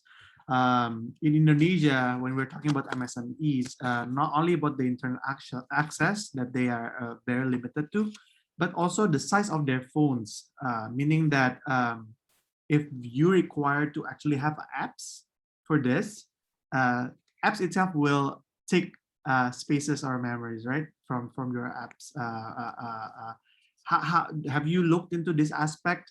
If yes, how big do you forecast your app's gonna be? Because that's gonna be very definitive on how many people would be able to be onboarded to your platform, right? That's it. Yes, that is true. Thank you so much for the question. So our app, we plan to make it very simple. So there were types of app developments that we look at. There was the simple app development and there was the complex app development. So in our capital expenditure, we chose simple app development. So this means that not only is the cost for us lower to develop the actual app, but also our users, both investors and pitchers, will not have to have a lot of storage. Since our app is pretty straightforward, I don't see it being over 1 gigabyte. So I feel like this is something that we will have to ensure with the app developers to make sure that the size of the app is as small as possible, because that is a really good point to bring up and to consider. Would anyone like to add? I think Shak explained it pretty well. Thank you very much for your question.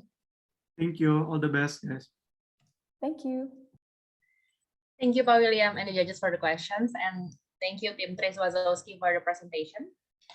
Now we will have a few-minute break for the judges to deliberate and score your presentation.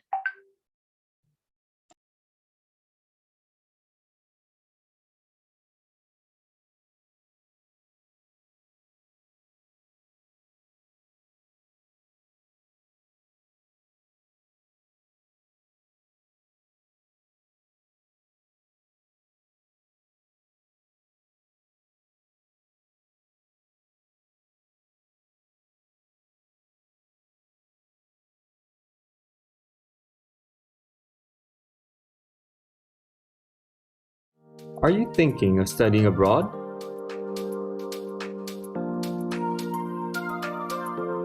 TM College can help you with our 1+2 program. Our NCUK International Year 1 program provides you with guaranteed access to top universities abroad. You can study 1 year in Indonesia before progressing straight into your second year and graduating with a bachelor's degree from the UK, Australia, or New Zealand. We have more than 20 partner universities spread across our 3 destination countries, including Russell Group and Group of 8 universities. Choose from the hundreds of degrees that our progression offers, from business-related degrees to information systems, hospitality majors, and so much more.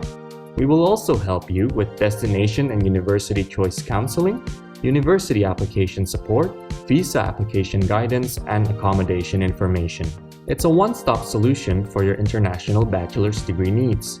Start with TMC today and graduate with a bachelor's degree from your dream university.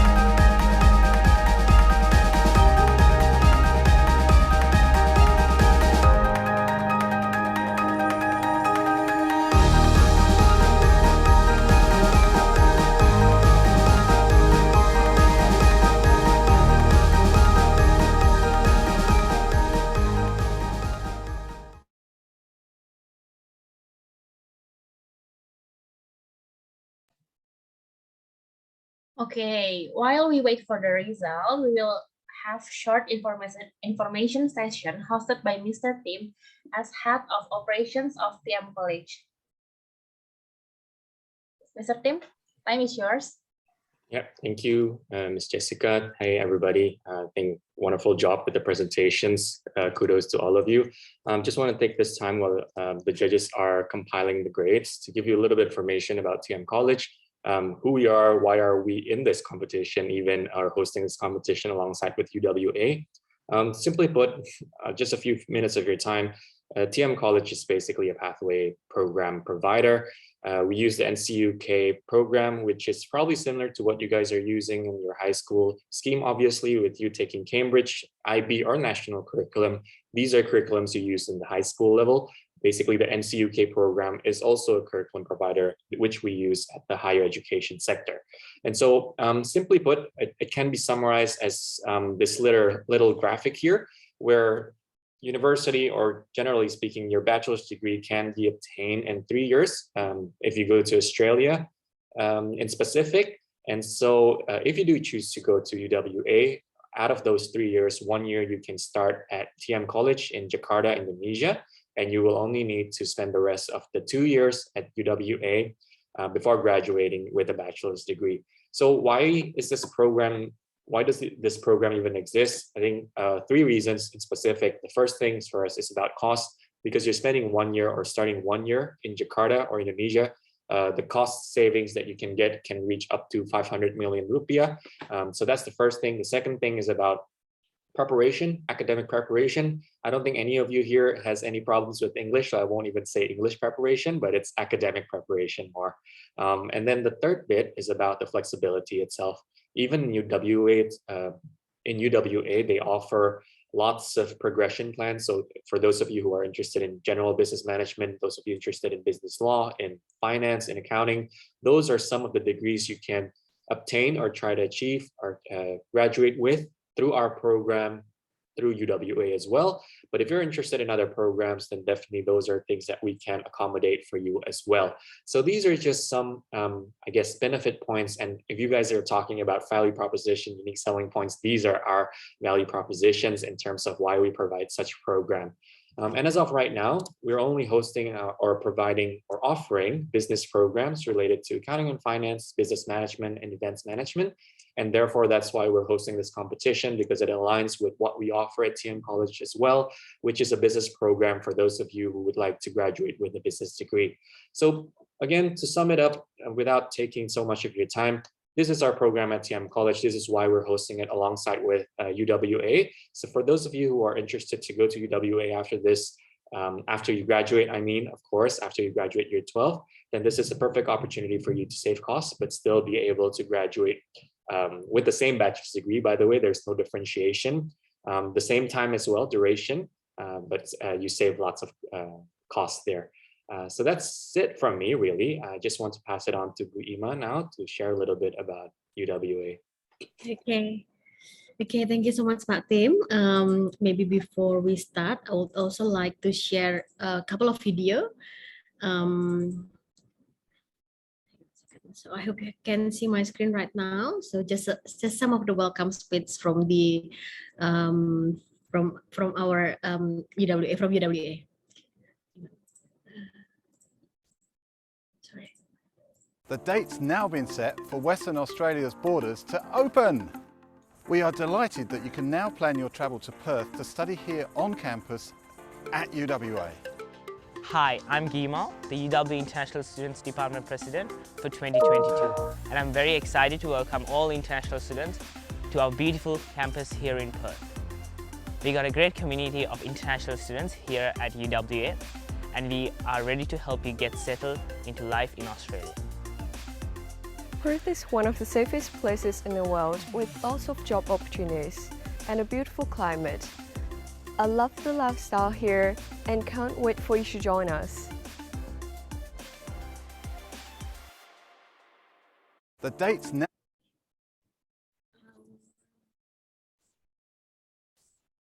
Just one more video. There really isn't anywhere in the world like Perth. home to the University of Western Australia. It's a thriving, safe city, full of energy and opportunity, with a fast-growing population and a strong economy. Perth is the fourth largest city in Australia and produces 40% of the country's export income. 1/3 of head offices for businesses on the Australian Stock Exchange are located right here. It's also one of Australia's most affordable cities, far more affordable than Sydney or Melbourne. International students even get a 40% discount on public transport, which is very safe and easy to use to get to uni every day. There's plenty of jobs to work while you study, and you can stay an extra year on your visa after you graduate, which means great opportunities to launch your career here. So, keep watching this series to meet some of our international students and find out more about studying in Perth at the University of Western Australia. So as you can see from the video as well, so there are a lot of benefits if you are coming to Perth, especially, and to UWA. So we have close destinations from Indonesia. So we have close destinations from Jakarta and from Bali as well. We have direct flight. So from Jakarta to Perth, it's only 4.5 hours, and from Bali to Perth, it's only 3.5 hours. And we have the same time zone as Bali as well. So Perth has the same time zone as Bali. And another thing about Perth, Perth is one of the most affordable capital city to live. So we are for the living costs, we are way more cheaper compared to Sydney and Melbourne, and we have the lowest accommodations cost of any Australian capital city, and we have a big discount on public transport for students as well. So another thing about Perth, you can also get 3 years post-study working visa. So if you are studying at UWA in Perth, you can get 3 years post-study working visa after you complete your bachelor degree. While you are doing your bachelor, you can also do a part-time jobs. Okay, so let's just see the campus now. We have the most beautiful campus in Western Australia. We've been established since 1911. It has been 111 years until today, and we are part of the Group of 8 University. So I think most of you already familiar with Group of 8 University, but if not, Group of 8 University is the best 8 university in Australia. So like what Pak Timothy said, and in the UK they have Russell Group University as the best university in the UK. In the US they have Ivy League University, but in Australia we call it Group of 8 University. So UWA is the only Group of 8 university in Perth in Western Australia. So we have around 25,000 students on campus with 5,000 international students from 200 nationalities. We are ranked 85 in the world, and then we are ranked first in Western Australia or in Perth, and ranked around 5 or 6 in Australia. And we also received as the first in Western Australia for graduate employability, meaning that the reputations of the university is good. And also we have award-winning teachers as well. And then most of our programs are incorporated with a work integrated learning or internship. So you can take internship while you are studying at UWA. This is our campus. You can also see the campus from virtual campus tour. So you can Google UWA virtual campus tour. And then we have UWA Business School. So UWA Business School, inside the UWA Business School, we have the biggest financial market trading room. So we have a great facilities. It's not only for business, but for other faculties as well. So we have beautiful campus, very big campus near Perth City. Okay, so for the business school itself, we have been accredited with EQUIS and AACSB by the European body and the American body. So, and for our accounting and finance, we are in the top 100. For business management, we are also in the top 100. We have a lot of industry supporters to help you to do your internship or work integrated learning. So this is just the majors that are relevant to business and commerce. So as Dr. Sebastian mentioned earlier this morning, so we have enterprise and innovations. I think he is teaching in the entrepreneurship major, so he'll be in this business and commerce faculty. We have business management, enterprise innovations, and global business. And also Bachelor of Commerce, we have accounting, business law, economics, finance, human resource management, and marketing. So you can do your first years at TM College Jakarta, and you can transfer to UWA and taking a double majors. So it's not only a single major, but you can take a double major. So for example, you can combine finance with marketing. You can combine accounting and economics. You can combine human resource and business law. Or if you want, you actually can combine with other faculty as well. For example, you can take a major in human resource and a minor in psychology. You can take a major in finance and a minor in mathematics and statistics. So you can combine anything you like. We have a lot of majors available under the arts, under the science, biomedical science. So you can take a major and a minor in different faculties. And also doing your first year to save the cost at TM College Jakarta. So I think Pak Timothy already mentioned about this as well. So by doing the international year 1 program at TM College, it is already equal to the first year bachelor degree at UWA. So after completing the first year, you can transfer to the second and third year. So this is the core structures will look like. So you will do your first year in the by doing the NCUK program at TM College or International Year 1 program, and then you can take a double major in the same faculty like business and business, or you can do a major and minor from the other faculty. Okay. And then you can take the work integrated learning on your second year, second semester. Or probably in the third year, in the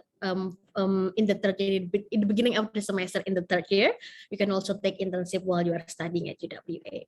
So just one of our students got 3 offers for the internship. So one from UWA. So our career center as well as the academic will help you to find a job.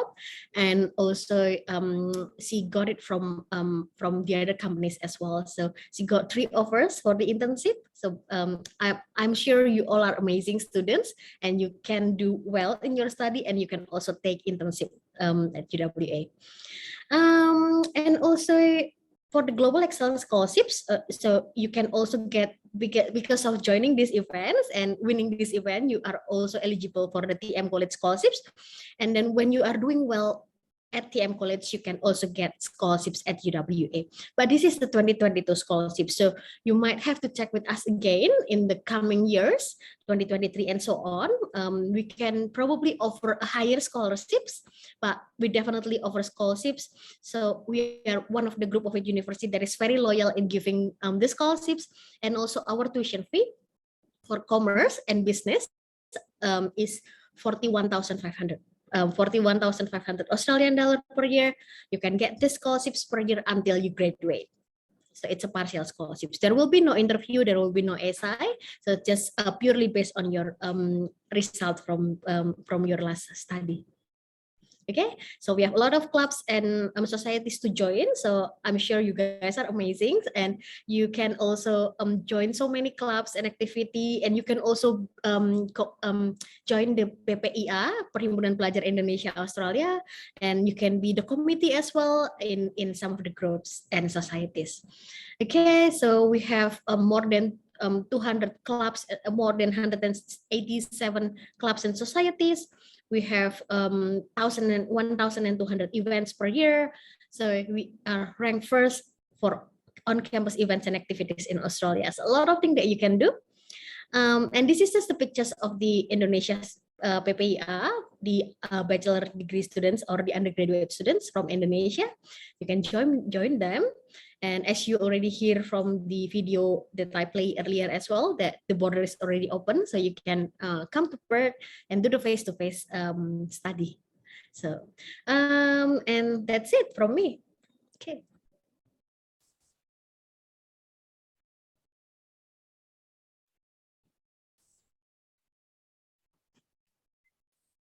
Thank you so much, Wima.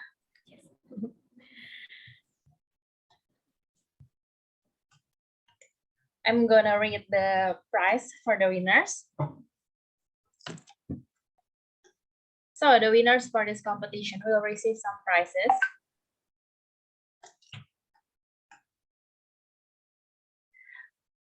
Before we announce the winners, I would like to give time to the judging panel to share some general feedback or comments about the presentations today. We will start with Dr. Sebastian, maybe. What do you think about the presentations? Thank you so much for giving me the opportunity to give a more general message to the students. I should say that I was very, very impressed with the quality of the presentations, the amount of research that you carried out to found your business decisions on. I think most participants had a lot of projections in place. And the only thing that I would say in future, when you develop a business idea and you have a pitch around that business idea, what you could do is try to offer more, let's say, qualitative evidence. So let's say, what have people said to you about the business? What have potential customers given you in terms of feedback about the business? And using quotes like that in your presentation is actually really helpful for the objective audience to understand, you know, what is the receptiveness in the market towards your business idea. But I fully understand that, you know, we are talking about students at the beginning of their academic career. And in that regard, I was very, very much impressed with your work. And I wish you all the very best in your future academic journey and also your working life afterwards. Thank you so much for participating in this business plan competition. Thank you, Dr. Sebastian. Next, Bu Widya, what do you think about this competition, Bu? Okay, thank you, Ms. Jessica. I think I do agree with Dr. Sebastian. I do impressed with all the presentation, PPT, the way they presented, and also from the beginning until the end, what they should put in the business plan, how they predict their business in the market, how they're going to, you know, to reduce the risks, possibly, you know, what happened in the future. Okay, so I think I do impressed with all the work from the team, and then we all agree with, you know, the excellence from all the members of the team. Okay, thank you, Miss Jessica. I think that's my words from all. Thank you, Bu Widya. Next, Pak William, what do you think about this competition, Pak? Yes, no disagreement with both of what the judges has mentioned. It's impressive preparations that all the participants have created, and I think it is very thorough. And I think this is a good seat in which that I think Indonesia can be very optimistic about the future if we are looking into this kind of talents they are now preparing for the business. I sincerely hope for all the panelists, not only the 5, but everybody else who are actually joining and participating in this event. Keep your spirit high. Please, you need to understand that becoming entrepreneurs is not an easy thing. The research says 99% of the people will not be able to make it, but doesn't mean that it stops you for trying. So no matter what you do in the future, when you start doing the business, when you encounter some challenges, or even when sometimes you need to, you know, experience some failures, don't give up. Keep on, you know, pushing yourself. And I believe that you'll do good in life. All the best, and thank you again for TM College for inviting me, and also for the judges to be able to share this stage with you. It's an honor. Thank you, Pak William, and thank you, judges, for the comments. So the winners for this competition will receive some prizes. First winner will receive 8 million rupiah cash money. The runner-up will receive 5 million rupiah cash money. Second runner-up will receive 3 million rupiah cash money. Third and fourth runner-up will receive 2 million rupiah cash money. All finalists will get a scholarship from TM College, 20% per person. And all the winners will also get a certificate from UWA. Now we move on to the announcement of the winners. Please note that the marking was done individually and separately for each judge. So, the fourth runner-up is team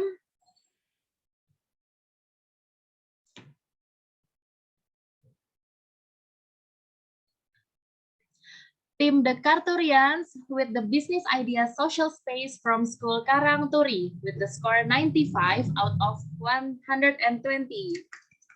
Congratulations. The third runner-up is team For Sure with the business idea We Matter from Taman Rama Intercultural School with the score 97 out of 120. Congratulations. The second runner-up is team Wazowski with the business idea Pitchr from Taman Rama Intercultural School with the score 98 out of 120. Congratulations, guys. Now we have 2 teams left. And the first winner of UWA Business Plan Competition 2022 is team, drumroll, Team ComfyPaw from SMAK IPEKA BSD with the score 100 out of 120. Congratulations. And the runner-up is team CJK with the business idea Pallaz from Labschool Kebayoran High School with a very close score, 99 out of 120. Congratulations once again to all the winners. Maybe the first winner, Team ComfyPaw, you want to say a few words?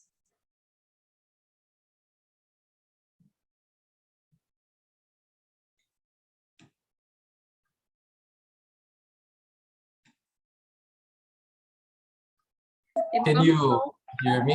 Can you hear me now? Yes. Okay, wait, give me a second. Okay.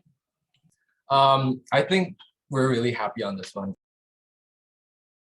I definitely think that the group has worked so much, and our I'm not gonna say sleepless nights, but definitely in our school schedule as well, has having organization call and them having to give out their time for doing this business competition. And I am really happy for us, really happy for them, really happy for all the work we've done, for all the feedbacks as well from the mentoring. Thank you so much. And as for the, the winning itself, we're just really enjoying the process over here. And I thank every judge that has been giving us the best effort and also the best feedback as well, so that we can understand everything.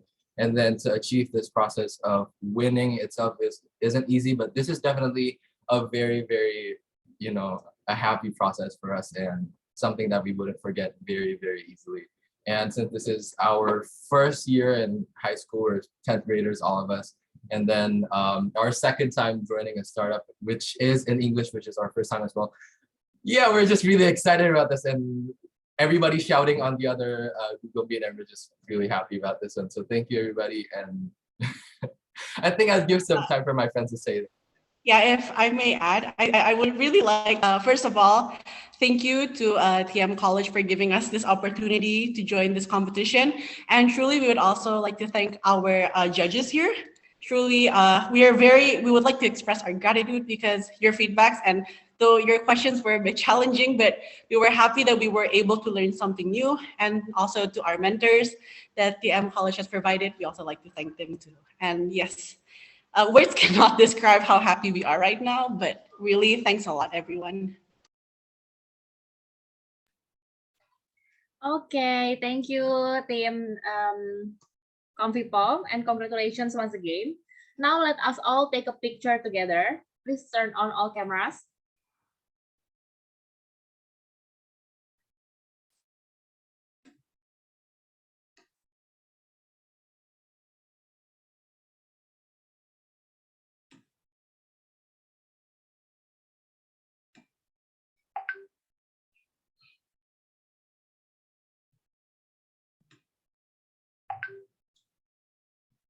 Okay, turn on your camera so we can take a picture together, everyone.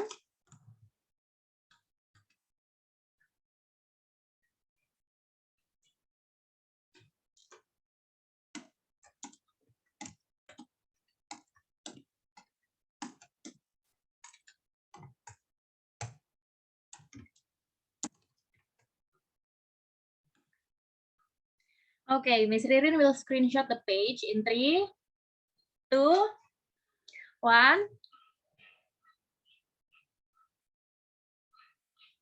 Okay, thank you guys. Ibu Ima, can you please give some words to close today's event?